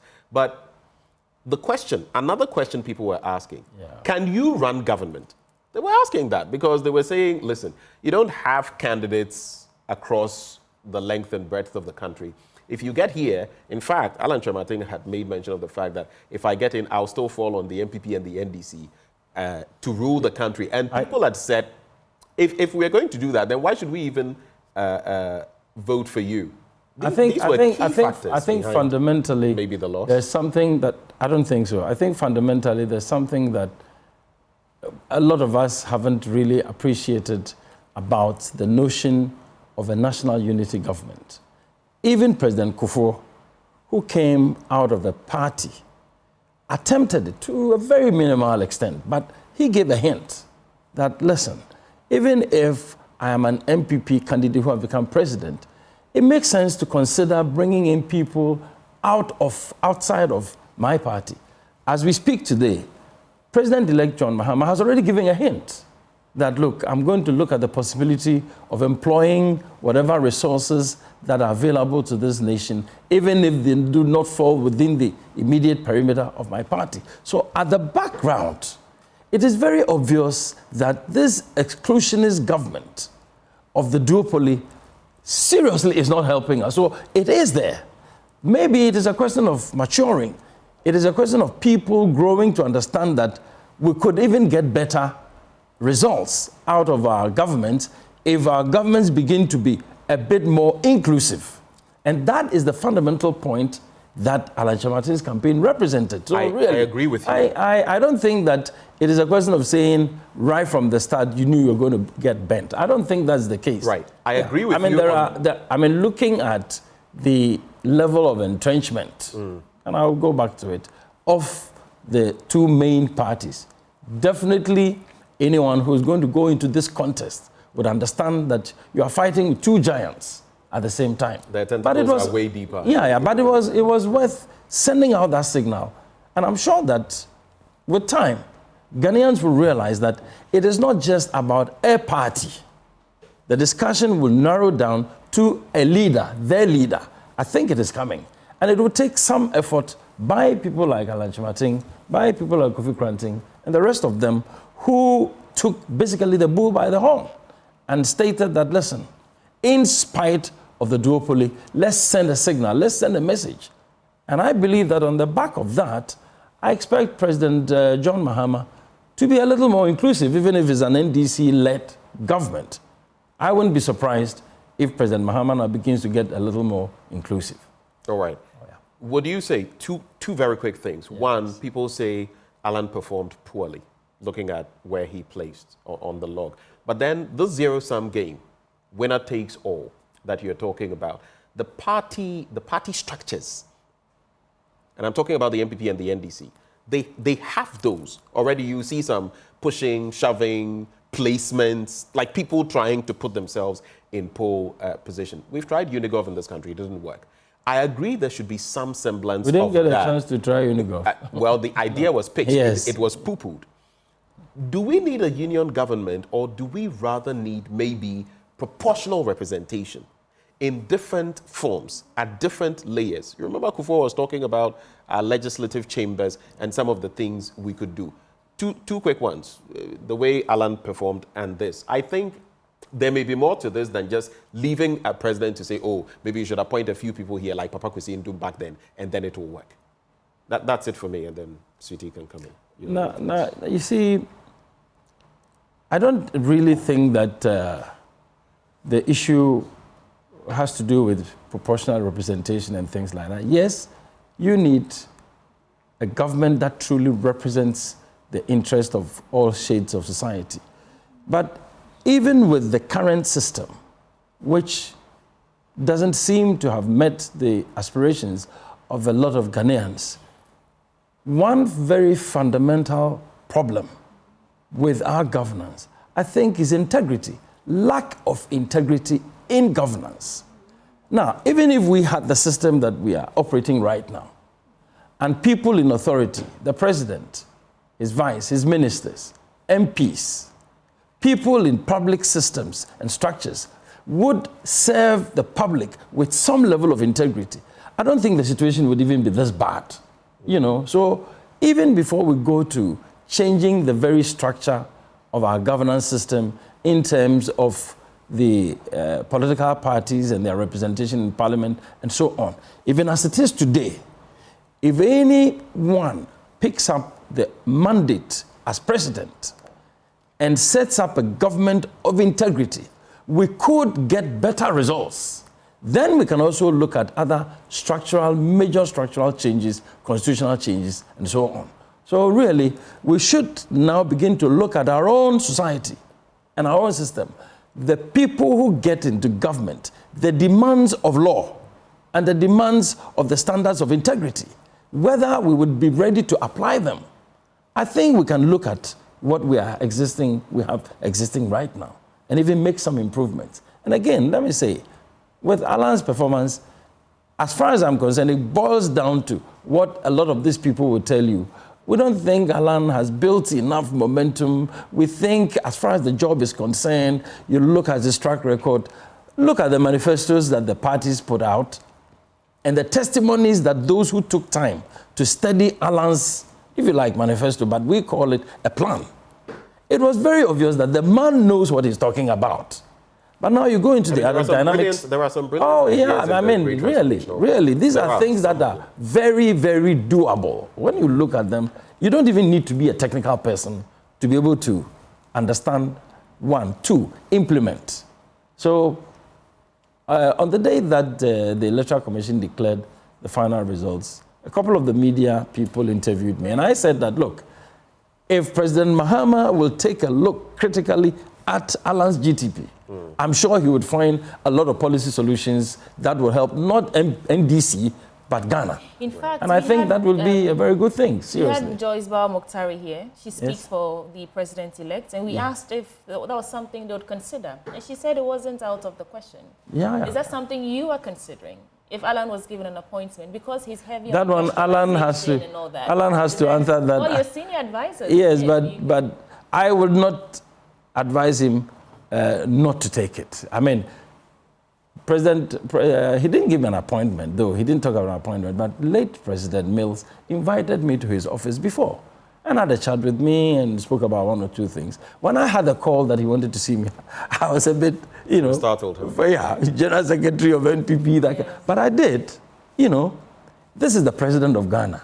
So I have already said that President Mahama, coming back again, should see this as a God-giving opportunity for him to send a signal to this whole country that has been so terribly divided under Akufo-Addo. Right. And even within his own party, within Akufo-Addo's own party people were so very disaffected.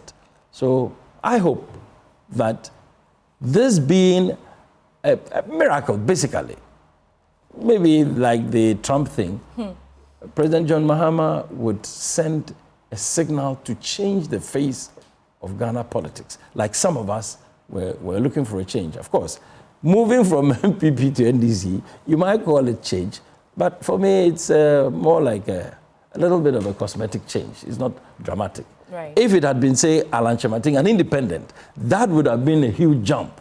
But it is still change anyway, because the status quo for the last 8 years with MPP wasn't good enough. People say you're talking about change, so we need real change. But people also make mention of the fact that part of why we're in this duopoly that really doesn't grind much change into the system is the fact that the real structures to bring about that change are not there. So sometimes it turns out to be cosmetic. Yeah, but the change will not come until you have people like Alan Kyerematen taking on the challenge. Alan Kyerematen cannot do much when the system is what it is. When the system is as laid out. Let me deal with that. You see, a lot of these things start in the mind. A lot of the things we are doing are in our minds. So if there is no initiative to speak to people, to bring people the awareness that, look, this is how we're going. I'll tell you a short story, it's not long. An MPP person told me that you and Alan Kyerematen should come back to the party, otherwise you're going to make the party lose. I said, do you want the party to win? He said, of course, I'm a party member. I said, okay, you tell me. Since MPP came in almost 8 years now, what has happened to your business? He said, oh, my business has collapsed. I said, your business has collapsed, and you still want that same party to win. Two, how many people who are MPP do you think benefited from the 8 years of MPP. Oh, how many people? All of us have been, you know. So I said, but what is the point? I started talking to this person and he says, oh, you know, I think you are right. We probably need a change. So the change will have to take some leadership addressing the minds of Ghanaians before you even come to the structures. All the structures you see are a product of our minds and our attitudes and our behaviors. But we don't seem to be able to address those issues. And we'll come to you in a bit. I just want to stay on the Alan factor, for 1 second. Pre-election, we said that the Alan factor was, it was tipped by analysts to be something that could tip the scales in the Ashanti region specifically. Yes. You hear them say the Alan factor in the Ashanti region. And then I saw that there was a lot of work, in fact, boots on ground in the Ashanti region. Would you say the Ashanti region overpromised and underdelivered in terms of how you fared? No, I wouldn't say so at all. I mean, immediately after the election, we have been trying to understand the dynamics. And one of the things that is emerging, I'm sure will take time to do a little more of a scientific study of it. We're looking at the situation. We wanted Alan. If we go and vote now, we know Alan will not win. So let's just forget about it. And whatever happens, let it happen. We are getting a signal, a sense that a lot of the people who felt that there has to be change, but that they didn't feel the momentum of Alan in Ashanti region, felt, well, I won't go and cast my vote for the NDC. And since I've decided not to vote for the MPP, I'll just stay at home. So that factor may have been the case. It's not quite the case of Ashanti promising a huge something and not delivering. I mean, the dynamics that we seem to be picking now are quite complex as far as the Alan factor is concerned. And we'll find time, we'll spend a bit of time to look at it in detail and see exactly what happened in Ashanti. Yeah. Mr. Quarantine, I'm sure you have some quick reflections on what we've said so far, but I just want you to maybe assess for me how all these small, I know you don't like to be called smaller parties, but the other political parties, apart from the two major ones, how they delivered in this election, and whether you think that going forward, maybe in the next 4-8 years, they stand a chance, or Ghana will see us break away from the duopoly. Well, let me just say this, and I think there is so much that we're not considering that we need to consider as a people. I love the fact that Benjamin talked about structurally there are things that ought to change in Ghana, or no amount of leadership can change anything. The foundation has been laid wrong, and everybody comes in with a perspective of building something on top of the foundation. It's not going to yield much, plain and simple. And that's why I came in with the mega agenda for Ghana, which is the only pathway to change Ghana. And if you are, if you've done your analysis, you would know that, Kofi, you're absolutely right. If you don't change the Constitution, nothing will change. If you don't eradicate corruption and punish people who have stolen from us, cause financial loss to the state, and take our money back, you go back to the IMF. If you don't institute a national development plan and make it mandatory, people will come in with their manifestos and run the country down. If you don't reduce government and make it practical, make it an airtight system, and you have 50, 60, 70 ministers, it's ridiculous. It means you clearly don't know what you're doing, because you could run it with 10. 10. If you don't invest heavily into agriculture, you don't even have food security. You need income coming in, and you can only do that through agriculture, prudently through agriculture, and no other way. So these are the 5 points of the Quarantine mega agenda for Ghana. But now let me just say this. These are some of the points that we need to understand about our politics in Ghana. We have a huge majority of our people who are not versed in terms of politics. We know that. So narratives are built for them to make a decision on where to go. They go, you give them a muggy cube, you give them a cup of rice, they'll vote for you. And it affects the politics.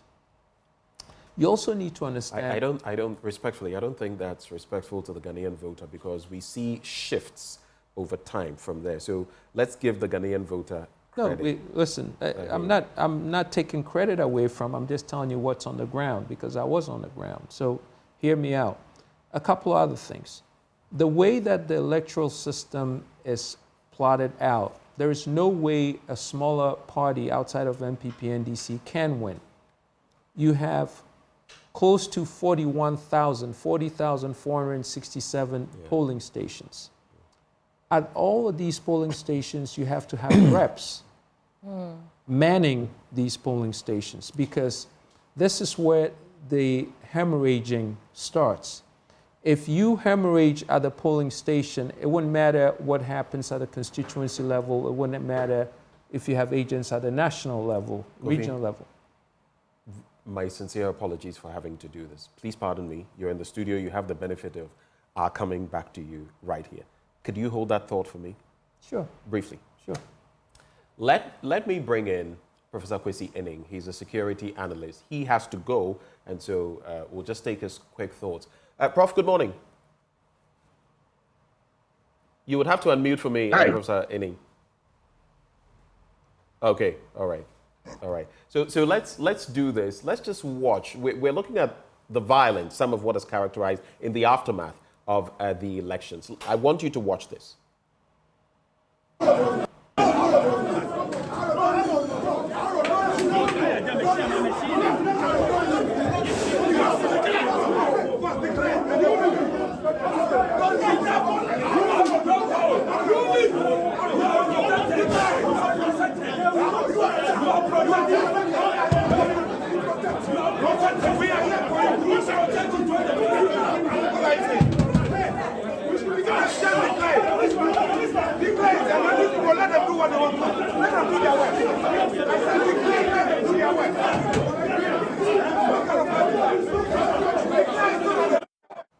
Okay, so looking there, I saw a Shaiman Member of Parliament, Ernest Nogbe. I saw Dr. Peter Boama Otokono. And at some collation centers, it was pretty tricky. The parties were there in full force, trying to enforce their rights, so to speak. But some of what we saw, that and including looting and all that, what are your reflections on them, Professor Inning? You would have to unmute, Prof. There is absolutely nothing surprising about this. All these were predictable. We knew in the aftermath of the 2016 elections and the Vigilante Act, Act 999, that sought to prevent such behavior, that because one party had been in power since then, any election that would seem to bring about a power shift would see contestations about the process, the results, and of course, access to the goodies that come with victory. But we failed the people of Ghana, or the intelligence services, security services, failed the people of Ghana because they did not get the analysis and assessments right. We allowed our partners to bamboozle us into feeling that the threat that this country faces comes from the north, that it's about terrorism and violent extremism. And I've always said, no. If you go to the ground, political parties are split, they are afraid of each other, they are arming, they are telling their supporters to be violent. But our security people were looking elsewhere. So had we put in place proactive preventive measures and said, no, look, this is where we draw the line. This is what you cannot do. Then we would have been prepared enough to nip this in the bud. So the picture that I'm seeing now, some the fridges or televisions being carried away, in a sense, a very bad signal, because the National Intelligence Bureau in the last 9 months to 1 year was used for just about one thing: doing voter research as to how people intended to vote. And every time the results came out and the powers that be did not like, they were told to go back and do it again and get another type of result. Prof, Yes. is that not a bit of a low blow? We saw one report, yes, that supposedly came out from the NIB, what used to be the BNI, talking about research into the elections. Low blow that I am giving a low blow. The point being that was the only that was the only thing they were doing in the course of the year. I have more than 300 staff that I have trained over the last 12 years who tell me things, and I have seen them myself. I don't do low blows because it's undignified, it's disrespectful to people that you are talking about, and it's an insult to my own intelligence. But Prof, to say that they spent the entire year conducting these polls instead of working, instead of knowing that things like this would happen. So why have they got the assessment so horribly wrong? In 2020, I wrote a conflict development analysis report for the UNDP. And one of the first statements we made in that report was that the gap to preventing violence in any election was very short, and that action must be taken now. The report is available online. In 2023, a similar report, more extensive in all the 6 northern regions, pointed clearly to the structural problem that some of your partners have been talking about, but also pointing to what could happen because of the frustrations, the anger, the implementation of programs and projects that basically have not worked. Okay, so the signals were very clear right from the word go. And I think we have failed the people of Ghana in not being able to, prevent what we could very easily have prevented. Prof, so where did this come from? You said it comes as no surprise to you, and this is Sweetie Abochi here. Where I was in the Ablekuma West constituency, and in fact, it was a very peaceful process until we were all moving towards the collation centers. Now, the security personnel there were very strict on checking your accreditation from the Electoral Commission before they let you into the gates of the where we're going to, I think it was Mount Olivet School. Yeah. And that's where the violence or the altercation started. People who didn't have accreditation wanted to go in because they said they had the right to observe. And so if this comes as no surprise to you, what should the security or the IGP, what should they have done to prevent this? Because the actual electoral process was calm, was peaceful. Very peaceful. And then collation, that's when everything turned disastrous. So what are the gaps so that going forward, we know what to look out for? You remember, but in 4 years' time, the dynamics are going to change. It's going to be considerably more violent because people think, well, you sent your people there in proper numbers or in higher numbers to misbehave. When political party officials started encouraging their supporters to move to the coalition center, it became obvious. I was in your studios, and we wondered why it was that necessary. Part of the argument from the political parties was that, well, we need to check that our ballots or that our votes count. That reflects a lack of trust in the institutional processes to ensure that things are done or that things will be done correctly. So going forward, how do we build trust in the institutions of state that are mandated to do or to perform particular services, so that we don't have this massing of people? Because we know that one of the biggest challenges is about crowd control. Immediately, people gather their agitations, their misunderstandings, a bit of shoving, pushing. It very quickly degenerates. So the first people's early warning was this appeal to supporters to move to the coalition centers. Because, I mean, that was disaster waiting to happen. So if you remember, I think we've had this conversation much earlier on in the year, the speed with which assessments can be done and then passed on to some mobile response teams to be able to beef up the areas where the security officials are being overwhelmed. But let's also not forget that precisely because of the nature of civil-military relations throughout the last 24 months or so, there was a certain reticence in even bringing in the military to back the police service. Because, so you saw the soldiers around, but hardly ever intervened, with the exception of the Obuasi case and I think Akwatia or so. So going forward, we would need to allow the security and intelligence services to do their work, do their planning, their contingency planning, their backup planning, so that these things do not happen.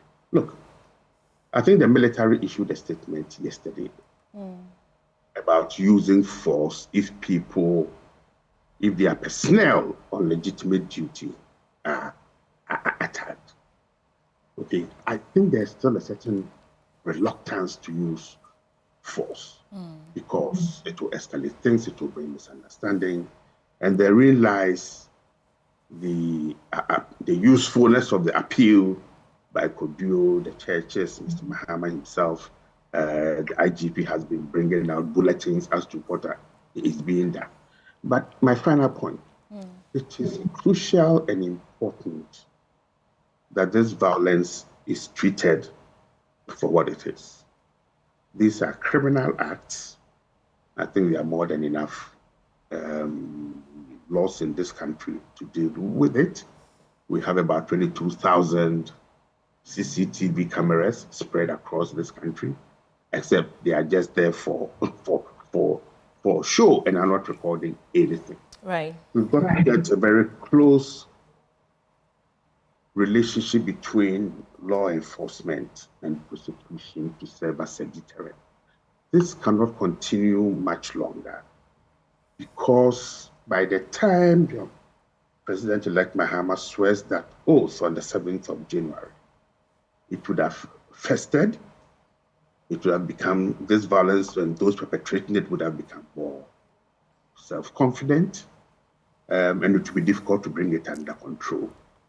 Is this organized or is this spontaneous? And this is something that the intelligence must be able to answer.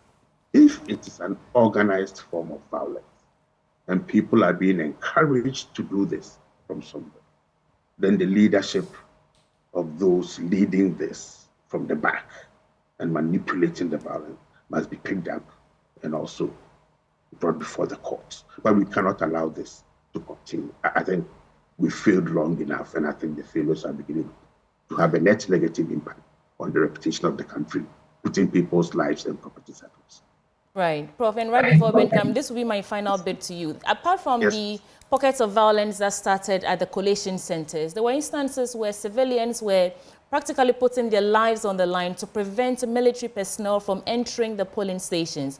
And this is where I think access to information played a big role, because the IGP had cautioned or had told us that no military personnel would be found around the polling station. So is that something we should be encouraging? Because the citizens, the voters knew that no military personnel were supposed to be there, they actually put up a fight. Should we be encouraging that? Not encouraging the fight, but the information flow. Actually, the Ghanaian forces also put out a statement warning its personnel not to go near any polling stations. But there seemed to have been some form of a counter instruction unwritten that emboldened some personnel to do what they did. So there were some personnel on the campus of the University of Cape Coast. I saw police officers or vehicles moving between Anomabo and Yamransa, about 2 pickups.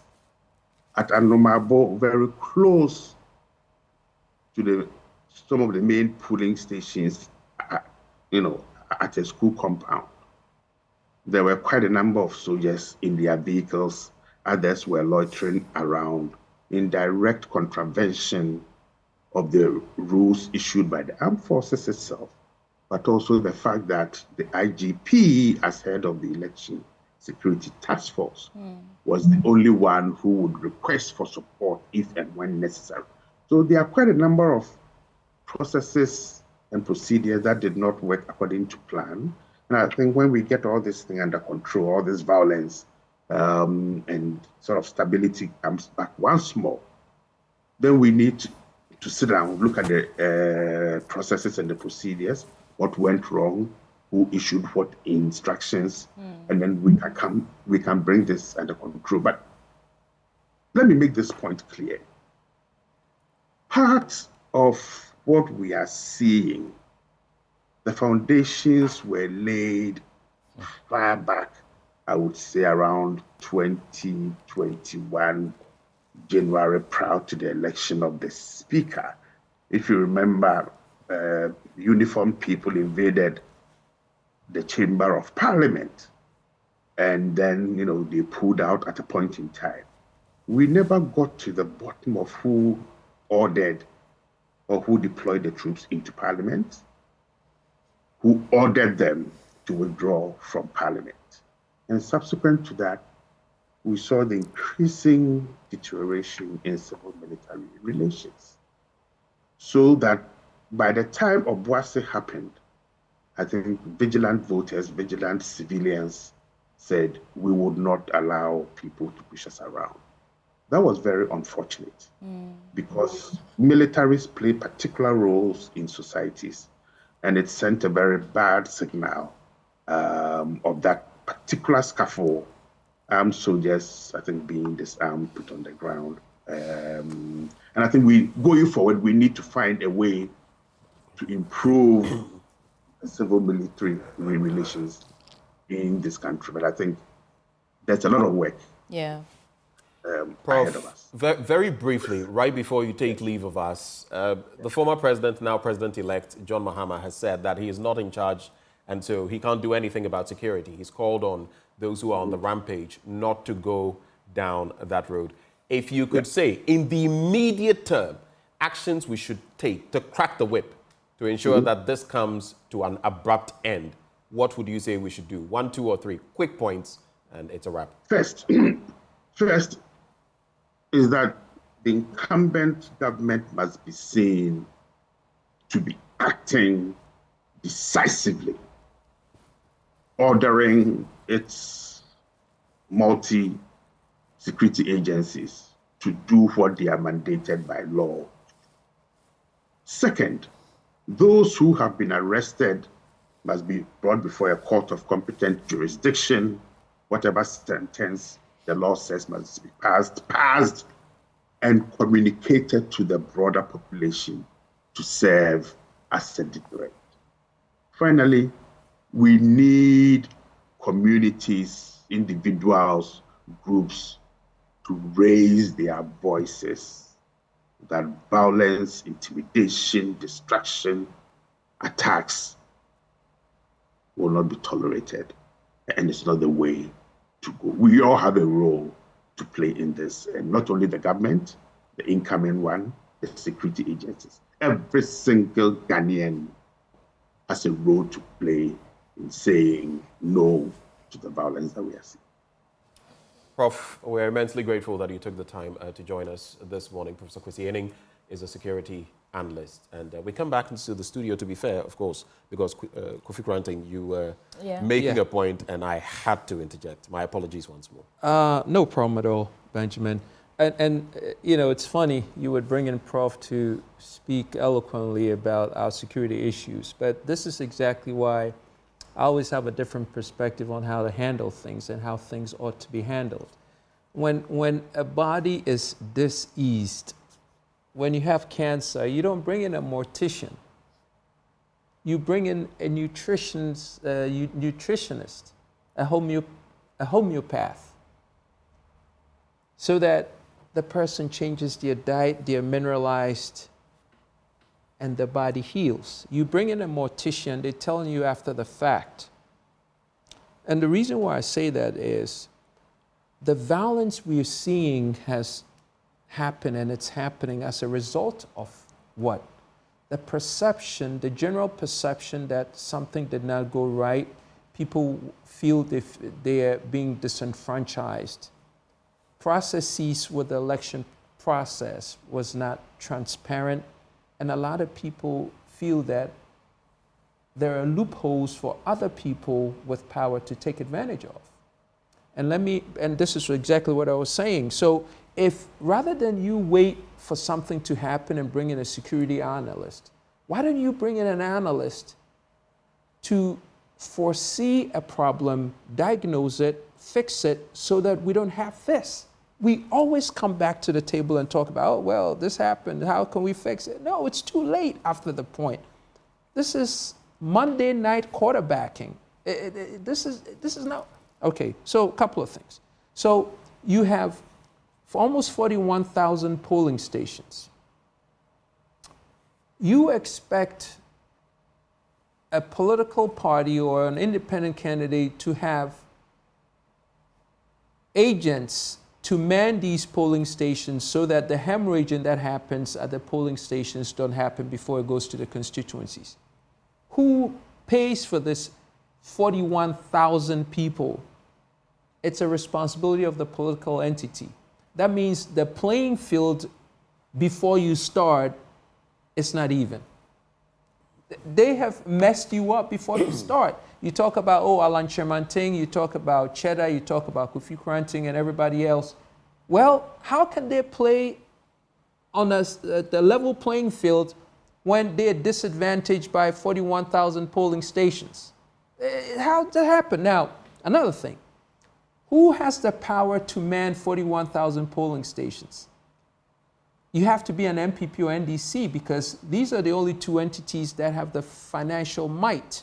So, Ab initio, the process is not fair. Absolutely not fair. There's no way. They have dispositioned you before it starts. Now, let's go back to the Electoral Commissioner. Did they do their mandated job in making sure everybody coming into the arena to run as a candidate were scrutinized in terms of their financial ability, where they get their money from, their assets, how much money they were going to spend into this campaign? They didn't do that. Did they do that? This whole political process... Don't you go through an assets declaration? They didn't do any assets declaration, which, I just don't even have the frame of mind now, but this whole political process was a fraud. It's illegitimate. Is that not a bit of a... No, it's not. Harsh word to use, a fraud? Because, no, wait. This is the point. It's not so much about sometimes... If you say it's a fraud, do you know what that means? You're basically saying that the president we have is illegitimate because the system itself, that's what you're saying. That's okay, the end of what you're saying. But that's true. He's illegitimate? No, see, he's been voted for, but there is justification for somebody to come and because the Electoral Commissioner did not do its job. If we don't know how people are making their money, if Messi gets on the field to play and Messi has an electronically induced soccer boots to play with that gives him an advantage because he feels like he's playing on air, is his win against another team legitimate? How? Explain the electronic bit as far as the ECs work. Because they gave somebody an undue advantage. We don't know how they made their money. The EC. But if you say if none of you declared, then it was still the same playing field, wasn't it? No, it can't be because people are more positioned than the others financially. As we can see on the screen as you were interviewing Professor Neen, that people carrying refrigerators and who we saw the MPP gave away refrigerators and hair dryers, and so obviously it's uneven. If you can have one party give 276 constituencies pickups with branding on it, and I didn't have the money to do that, that dispositions me. So I am seen differently from an MPP candidate, not because they're smarter than me, not because their policies are going to help Ghana than mine, is because they're positioned on the ground better than I am, because the Electoral Commission just allowed for the free flow to come in. All right, hold the thought right there. Interesting points you make. I agree with you that the smaller parties or independent candidates are disadvantaged, even in the balloting process. I thought you would even talk about that. But the point being that you can't reflect fraud on the system like that, a paintbrush, general like that, no, because then, but that's just a quick point. Let me bring in Richard Ahiangba. He is a communications officer or communications director for the New Patriotic Party. Richard, good morning. Good morning to you, my brother. Let me also quickly acknowledge Dr. Jones Opokuwari. He's a criminologist. Dr. Opokuwari, good morning. Good morning to you, my brother. How are you? I'm well. Hope you are too. I agree. All right, hold your horses for me. Let me go to Richard Ahiangba. This was quite a pummeling, quite a trouncing. Some people say you were annihilated so badly, they don't know what you can do in Parliament, for example, in the last election. But what are your reflections on the last election and the gargantuan loss of the New Patriotic Party? Well, thank you very much, and good morning to your viewers, listeners, and my co-panelists. Yes, as you would have heard... Richard, please, yes. Could you speak up a little for me? Okay. Is it better now? I think it is. Thank you. Okay, great. As you would have heard our flag bearer indicate in his concession speech, we did say that the NDC won the election decisively, to the extent we acknowledge that they have won in that manner.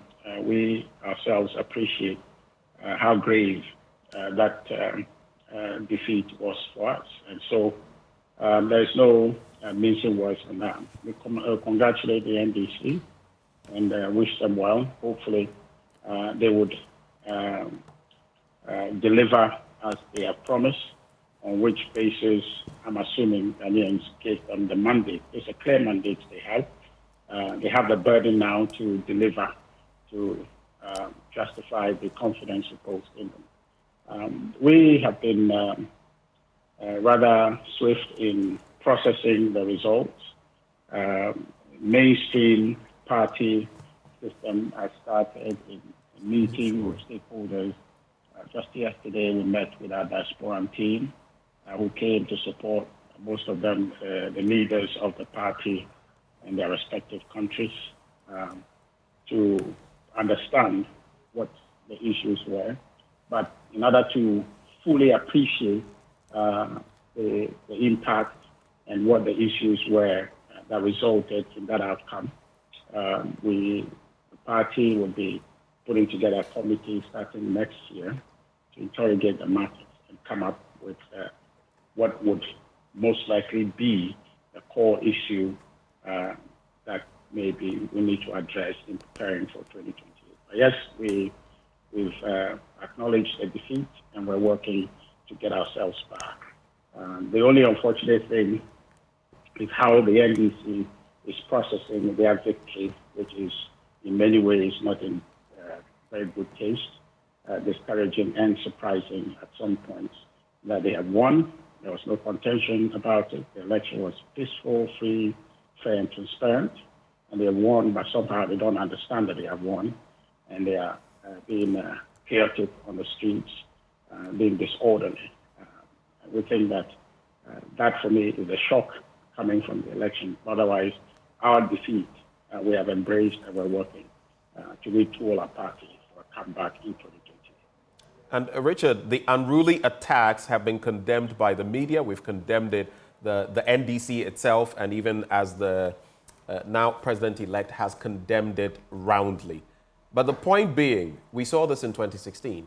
We're seeing it in 2024. Let's move beyond the blame game. It's MPP, it's NDC. Let's move beyond that. How do we resolve this moving forward? I have said that maybe as part of a peace pact, we should have the political parties sign on to something also. And in fact, advertise. You see how you, the political parties, you were busily advertising, vote for this person. How about you advertise to your core base, your supporters, and all these media channels that if we win, if we happen to win, whether MPP, NDC, Movement for Change or whatever, don't engage in these actions. What are some of the moves we can put in place to prevent this happening in the next couple of years? Well, I think the most effective way is to dialogue about it and not equivocate, or probably, as you just tried to do, to try to equalize and say, oh, it happened in 2016. No, don't misquote me. No, I was merely saying no, that sometimes there is that penchant to say that, oh, no, it is this side, they are thugs. I'm saying that we've experienced it in the past, we're experiencing it now. Let's take off any political lenses. How do we move forward? That's all we're Yeah. So I'm saying that you can talk about how we move forward without going back. But when you go back, then you create a window, okay, that really does not allow us to move forward. And so you dilute the effort moving forward if you're going back. Now, if it happened yesterday, did you approve of it? If you condemned it last 2016, now let's just condemn it and say that cannot be, and then let's move on. What lessons we learned yesterday, we don't have to go through life trying to relearn that again. We just have to move forward with a certain understanding that we don't approve of it, and so nobody should do it. And that will serve the purpose we are seeking to address.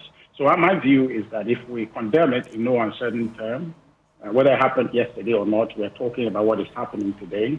And if we are decisive in condemning it, it will serve as a lesson and discouragement for any other person. And I'm talking with you about it. So if we condemn it without trying to equalize it, which leaves me a window in tomorrow's unfortunate happening of that, then I then find that window saying, well, when it happened the last time, we were comparing it. So we just keep going back instead of going forward. So that's why I made the point. Not that you were trying to promote actively. I just wanted to correct that. We shouldn't couch it in those terms. Let's look forward and address it. And your question is clear, and I think I appreciate that. It's we constantly talking about it and being clear in our communication to say that is not right. That should not be part of our democracy. We shouldn't encourage that and find the political parties who have just won, make it their responsibility to address that issue. Government security could address that, but the point is that the perception, the optic that will create, you might have a situation where some overzealous security person would act in ways that would create the impression that government somehow or the ruling party somehow is not happy about their laws and therefore persecuting or visiting some undue punishment on the victors. And so that is something is kind of fishy, is tricky, I should say, rather. That's why you heard from the New Patriotic Party, we're calling on the NDC and the president-elect to rather call their people to order rather than use the security, because politically, that may create some optics that perhaps may not set a good example or create the understanding that the security is only seeking to enforce law, but it might make it appear as though there's a political persecution. So, yes, it is not right. We should condemn it clearly and roundly. And if that is done, I think that subsequent actors will see the social rejection of that conduct and will not repeat it. And I think that that's one of the best ways we can approach it. I'm not sure the political parties themselves can restrain their people, internal party education and awareness creation that are victory and that sort of amount to tyranny and lawlessness. Mr. Yagba, thank you. I mean, we are following you, but I want to, because of time, let's move the conversation forward. And I want to take you back to your earlier submission. And I hear you on aligning with how the Vice President said the President-elect won decisively. And I also hear you on the point that you are still trying to understand what the issues were, what caused this annihilation of the NPP, so to speak. But the commentary have been pouring in since, the 7th of December till now. And some words keep recurring, like impudence, like arrogance, like the president not listening to the cry of people. Like I myself have said in a no light way or term that it was a gaslighting situation. How do you respond to this? The commentary suggests that these were the issues, these were the reasons why you lost, because you were not listening to the people, because you were too proud to take us into consideration, and so many things that we saw. In fact, the rhetoric of the NPP, Napo, and so many other things. How do you respond to that? Well, thank you very much. Those are preliminary sentiments that have been expressed. What, as a political party, you can take to committee, you can work on, begin to plan and strategize around, would be those that have been inquired, and there's sufficient evidence and basis through the work of a committee to suggest that these are the issues and these are the recommendations going forward. But for now, I would not be able to agree or disagree with these sentiments or these opinions that have been expressed by people to say it is A or B that is costed until a committee thoroughly examines the issue with evidence and people's accounts and justifications. And so we have some empirical basis to begin to think more soundly about what has happened. But for now, I would say that people's sentiments, and they are justified, they're not necessarily wrong, but they're not necessarily right. What would be useful, what I think we should all wait and come to terms with, is when the committee that will be put in place, when they examine the issues and the reports are out, then I guess we can be able to say more authoritatively that this and that is a cause or are the causes of our unfortunate loss. All right, thank you. Please hold if you can. We'll circle back to you for your final comments. But let's also bring in Dr. Jones Opokuwari. He's a criminologist at Kwame Nkrumah University of Science and Technology. Doc, thank you so much for joining us. We're talking about, we're assessing, the aftermath of election 2024. And we've seen the pockets of violence that characterize this election. What would be your initial reflection on everything that we've seen? Professor Enin said that in no small way, the way that political communication or vigilance was used had something to do with the issues that we saw, especially at the collation centers, asking people to move to the collation centers, to be vigilant, turn on your body cams and all that. But what's your reflection on all these? You and also to your viewers and listeners. I think I couldn't agree more with Prof. It's very true, and I've stated it somewhere, that political and electoral rhetorics that goes on in the country, especially before and during electoral cycles, is normally what fuels some of these things. You can see over the period, what our politicians have done is to create this kind of suspicion, around election cycles, to suggest that there are certain people that have certain, motivated, mindset to commit certain kind of, criminality when it comes to determining people's and parties' electoral fortunes. So once you have those kind of rhetorics going on, you create a certain psyche in the minds of your followers who probably do not have the same level of appreciation like the leaders, that are speaking. So whenever there is any little, incident, these people jump on it and begin to cause mayhem. So if you look at sometimes the posture of these podcast, leaders on platforms, the things they say, even about institutions that are responsible for, managing the electoral process, it creates this kind of mistrust and cause some of these, people to behave the way we are seeing. So for me, it is not something that I would say is very surprising, because we seem not to have actually changed over the period. If I look at what happened from 2009 through to even 2016 to now, you can see a consistent pattern in terms of how, parties and their followers have responded, to electoral declarations and all that. And it's all because of the kind of political and electoral rhetorics that political leaders have been feeding, their supporters over the period. So Professor Enin is very right, and I agree with him on that assertion. So in terms of security, before the elections, would you say that we were adequately prepared to handle the issues that we saw, in your expert opinion? Yeah, I think, yes, I think that what the laxity I've observed is that we didn't pay a lot of attention to the aftermath of the election. Because most of the time, if you look at the political, the security arrangement that have been made or we do over the period, what happens is that a lot more focus and resources is dedicated to, before security, before and during the elections.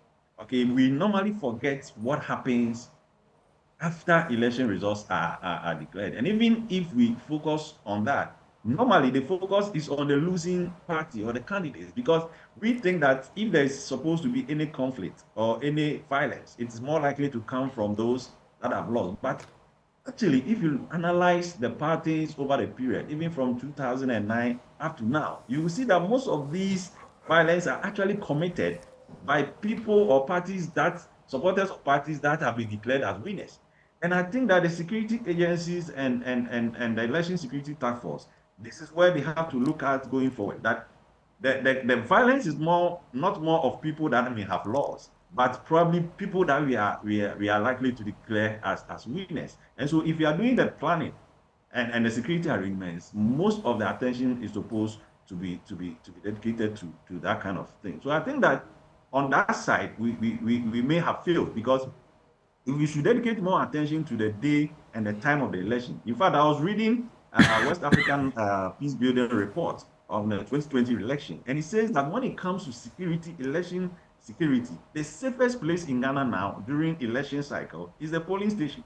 Why? Because we seem to deploy more of the resources, and security at the polling station, and then forget what happens after declaration of results. So normally, it gives these parties a lot of time for them to, mobilize boys to cause some of this violence when they think that things are gone their way or even are not going their way. So I think that is where, over the period, going forward, we have to look at as a people. Well, thank you. Please stay, don't go. Let's come back to the studio, and we do have to wrap up, but let's maybe be concluding on, were you in the middle of something before then? Well, otherwise, we'll take your concluding remarks. Well, the point I made is what they're both saying, which is, we don't wait till after the fact and sit and analyze, well, what could be done, because we knew what was coming in. And the narrative out there is there are signs of inequality everywhere. And people pick that up and they react. And that's why we get this. So the best way to go is to make sure that we have a constitution that it's pretty specific on what the Electoral Commission has to do. Did it do it? No, it didn't. So we gave advantage to some people. There's not equity at the polling stations. Why? Because our people were denied access. When we got to the polling station, they said, oh, we needed accreditation. We needed a letter from... Collation centers or no, polling stations? the polling station. When we got there, they said we needed accreditation, that we needed a letter from the EC. What do you mean we need a letter? We gave the letter to the EC and then got accreditations. So the people have the accreditations, they still demanded letter from EC, and they denied them access. So these are some of the things where in the last minute, when polling is going on, what do you do? Go find Miss Jean Mensah and tell her, listen, you need to give up. No. So people get upset, and this snowballs to what we see after. And the political parties, they have their own militia. Okay. And now, Ininto, I've not had a chance to hear you reflect on the security issues yet. Do you agree with what the experts are saying, that the rhetoric, move to the collation centers, turn on your body cams, be vigilant? And I think the NDC did that. They used the word vigilance very early on in the year, and it trickled down all the way. So I think every NDC supporter wanted to be vigilant because their leaders said, be vigilant, otherwise this election will be rigged. But what do you make of all this? Well, I think the issue has to do mainly with the level of trust and confidence that people have in the Electoral Commission. I think that it was quite clear that there's quite a bit of suspicion, rightly or wrongly, because for us, and I remember in particular myself, when we had those meetings with the National Elections Security Task Force, my biggest concern was actually interference from state agencies that were not authorized to play any security role on the day of elections. I mean, in that discussion, the Inspector General of Police, who happens to be the chairperson of the Security Task Force, gave a lot of assurance. In fact, the architecture that he described, the security architecture that he described to all of the parties was that there will not be any armed personnel immediately around the polling area. And so, therefore, no armed person would be allowed within a certain perimeter. I expected that this same arrangement would be extended to the collation centers. And as far as I'm concerned, there had been some violence, but it doesn't seem like it involved weapons being handled by party people or party agents. It seems like this was direct confrontation. We had raised the issue. Yes, you may not allow weapons or any firearms immediately within the perimeter of the voting or the collating area. But just in case, if there is any sort of escalation, what do you do? We had a lot of assurance that there were plans in place to ensure that no such thing would be allowed to escalate. Of course, on the whole, I do not think that security failed altogether. There are things that happened. I'm told there were even 2 deaths. That one, I think, if it's confirmed, actually more than that. If I count about 4 related to the election. Yeah. I mean, if confirmed, though, from the if this is ever happening, then this continues to be a major concern and a major issue, that in relationship to voting, anybody should lose their lives, or even a speck of blood would be dropped. I mean, this is something that we got to find a way. There's a lot of talk in this country about things that we ought to do. There are people who are responsible for the things that ought to be done. So if the things are not done, I think we should drill it down to, so how come it was not done? I think on the whole, the management of the security system worked generally well. But for these things to still show up, it means that there is still something. Okay, for the sake of time, yes. Of course, we saw deaths, 8 of them Yes. in 2020. And then now we are, I mean, you remind me of the Owutu Senya incident where someone won and then there was a chase and one person gunned down, the other person was hospitalized. I don't know. Hopefully that other person hasn't capitulated. 2 quick questions. I want you to address them very quickly. 1, the extra layer of regional collation. Some say it impeded the process. It made it longer. If we hadn't had Dr. Mahmoud Bawumia conceding the time he did, imagine what could have happened. So that's 1. The regional collation, should we take it away? I think it should be, yeah. 2, this bit about the MPP's loss. If you look at the headline in the New Republic, after claiming he will never hand over to NDC, JM anointed before his, quote, enemy, as Nanado welcomes him back to Jubilee House. Of course, they are playing on Psalms 23, anointed in the presence of my enemies. What lesson, as former General Secretary of the NPP, do you think the NPP should learn from this? So let me take your first one. Immediately, my answer is yes, that regional coalition interface should be taken away. Because it should be taken away because, you see, the presidential election has only one returning officer. The whole country is the constituency. The whole country is the polling station. So once you get the results from a constituency, that constituency result should be fed direct to the national center, which is the strong room of the Electoral Commission. And that cuts out any possible delays and interferences and so on and so forth. And you would not have any situation where there will be a regional coalition place where people will now gather and all of these things would have a chance to occur. Which may have led to some of what... Exactly, because what used to happen in the past is that the results will come straight from the constituency to the strong room. Right. Nobody gets a chance to gather around another regional coalition center. Right. And the strong room security is absolutely fantastic. Right. I mean, it's a very enclosed place. You can't just enter. And we saw it here. There was no incident at the National Coalition So we should Center. do away with We that. should immediately... We've done it before. We've used it before. No, I mean, this was added now. So yes, but I think... We should go back to what works. Yes, exactly. What works? The MPP's loss lesson for them. Well, I think that, first of all, the president himself should learn a lesson. That when you get the mandate as president, it doesn't mean you become a small god to decide who you hand over to and who you don't hand over to. Those statements that the president made for me were not acceptable. Of course, later on, he was prevailed upon to come and say that he would hand over. But you see, it sent a certain signal, which was not very positive. the people who take political power should have a certain amount of humility. It was not displayed by this MPP government at all, from the president himself right down. And I think it was one of the reasons why the MPP lost so heavily, because people felt that this government and its appointees took everybody for granted. Okay.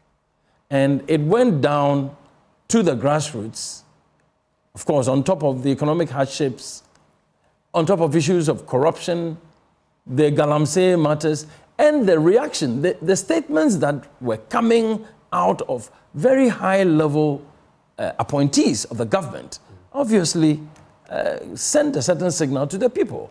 So I am not surprised that the NPP has lost so heavily. I hope that they would go back home and learn the lessons of being humble with power and delivering results to the people, instead of telling people that if you didn't vote for me, then don't expect development in your area and stuff like that. Thank you. The president said he wouldn't hand over to the former president. Someone he defeated before. The system, things like that. The system has determined that of course, he in fact will hand over. And all of MPP must learn some lessons. Right, let's take let's conclude with our virtual guests, and that will be a wrap. Richard Ahiagba and Dr. Opoku-Ware, a minute each. I'll start with you, Richard Ahiagba.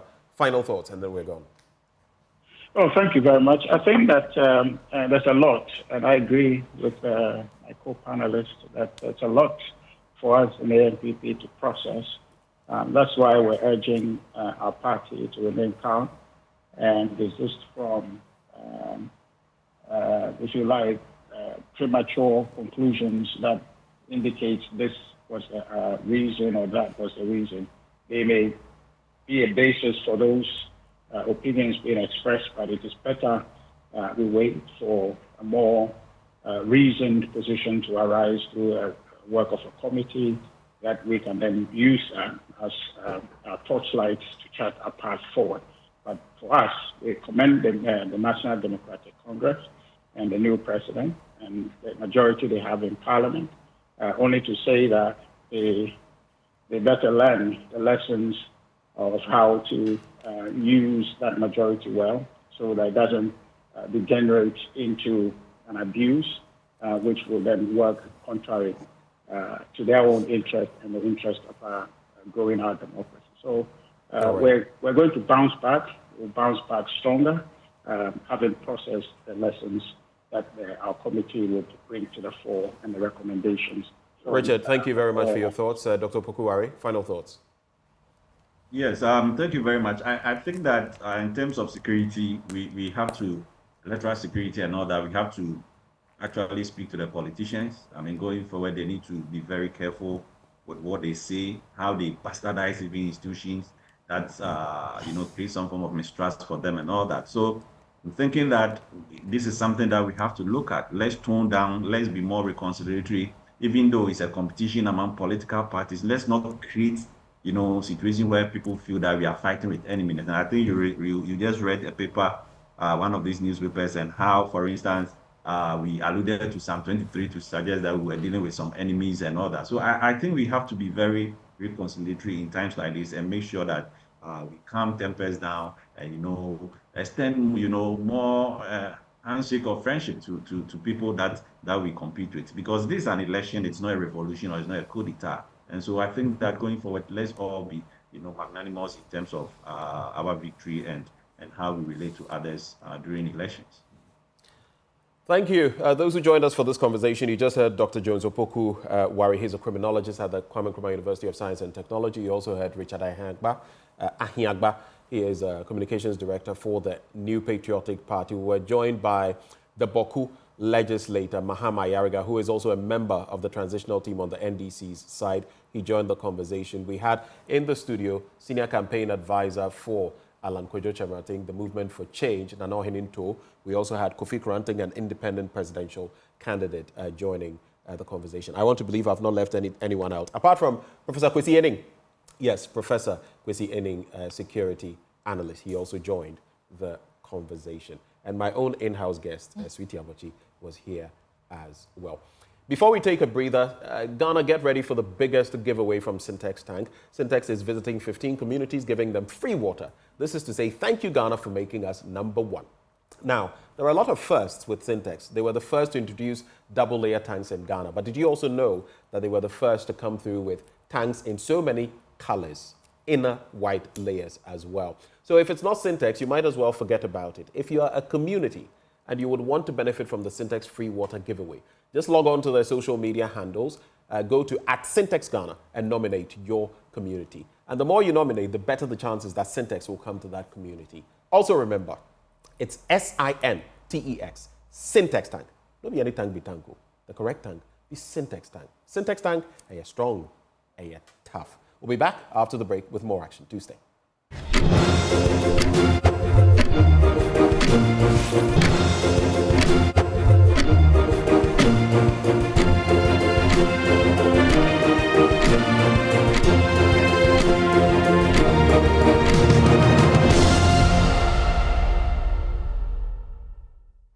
There's a lot of talk about Ghana's economy, and I have in my hands this morning Ghana's economic emergence, navigating the path to a better Ghana. And the author is in the studio with me this morning to have a conversation on that. Let's speak to Prophet Moses Benisan. He's head pastor, Family Altar Ministry. Welcome to the studio, Prof. Thank you. I'm excited to be here with you this morning. Yeah, I can feel that. Right. So talk to us about who you are, and then we get into the book. How would you describe yourself to someone who's just meeting you? So my name is Prophet Moses Benisan, the head pastor of Family Altar. I've been passionate about the economic landscape of Ghana. I did economics in school, and also I am a business consultant. I have been able to consult for a lot of businesses, and being passionate about the economic landscape of Ghana, I believe that all of us have to be part of the conversation of nation building. Because of that, I put together this book to, as my little contribution, to guide people to become part of the economic conversation of the country. Okay. So what gaps did you identify? You can give me just 3, and then how does this book or the content of it fill those gaps? Okay, the first gap is education. All the studies that I have studied have proven that the countries that are doing well economically are also doing well academically. But the thing is that they structure the academic curriculum to factor the problems of the nation into that academic curriculum. So education is tailored to solve the problems of the nation. Right. It's not just chew and no pour. rote learning, yeah. No, it's about solving the problem. So that's the first gap that I believe that we have to resolve. When you look at a country like Germany, a country like Singapore and China, their philosophy about education is to train 3 parts of the person. The hand, which makes you industrious. The head, which makes you intelligent and smart. And then the heart, which makes you patriotic. So I believe that our education should factor these things into our development in order to emerge economically. The second thing that I realized is... That would be the third, or? That's the second for me. The second for me is the human capital, okay? We can't develop if we have not invested adequately in the human capital. The third thing that I would say is placing value on our natural resources. So we don't just churn out raw materials and sell them at the raw state, but we build industries around the raw materials to add value to the resources that we have. If not, we'll be going through this economic roller coaster without making progress. My takeaway, head, heart, and hand. Perfect. Yeah, that was a great submission. So where can we get this book? This book, you can get it at Family Altar East Legon.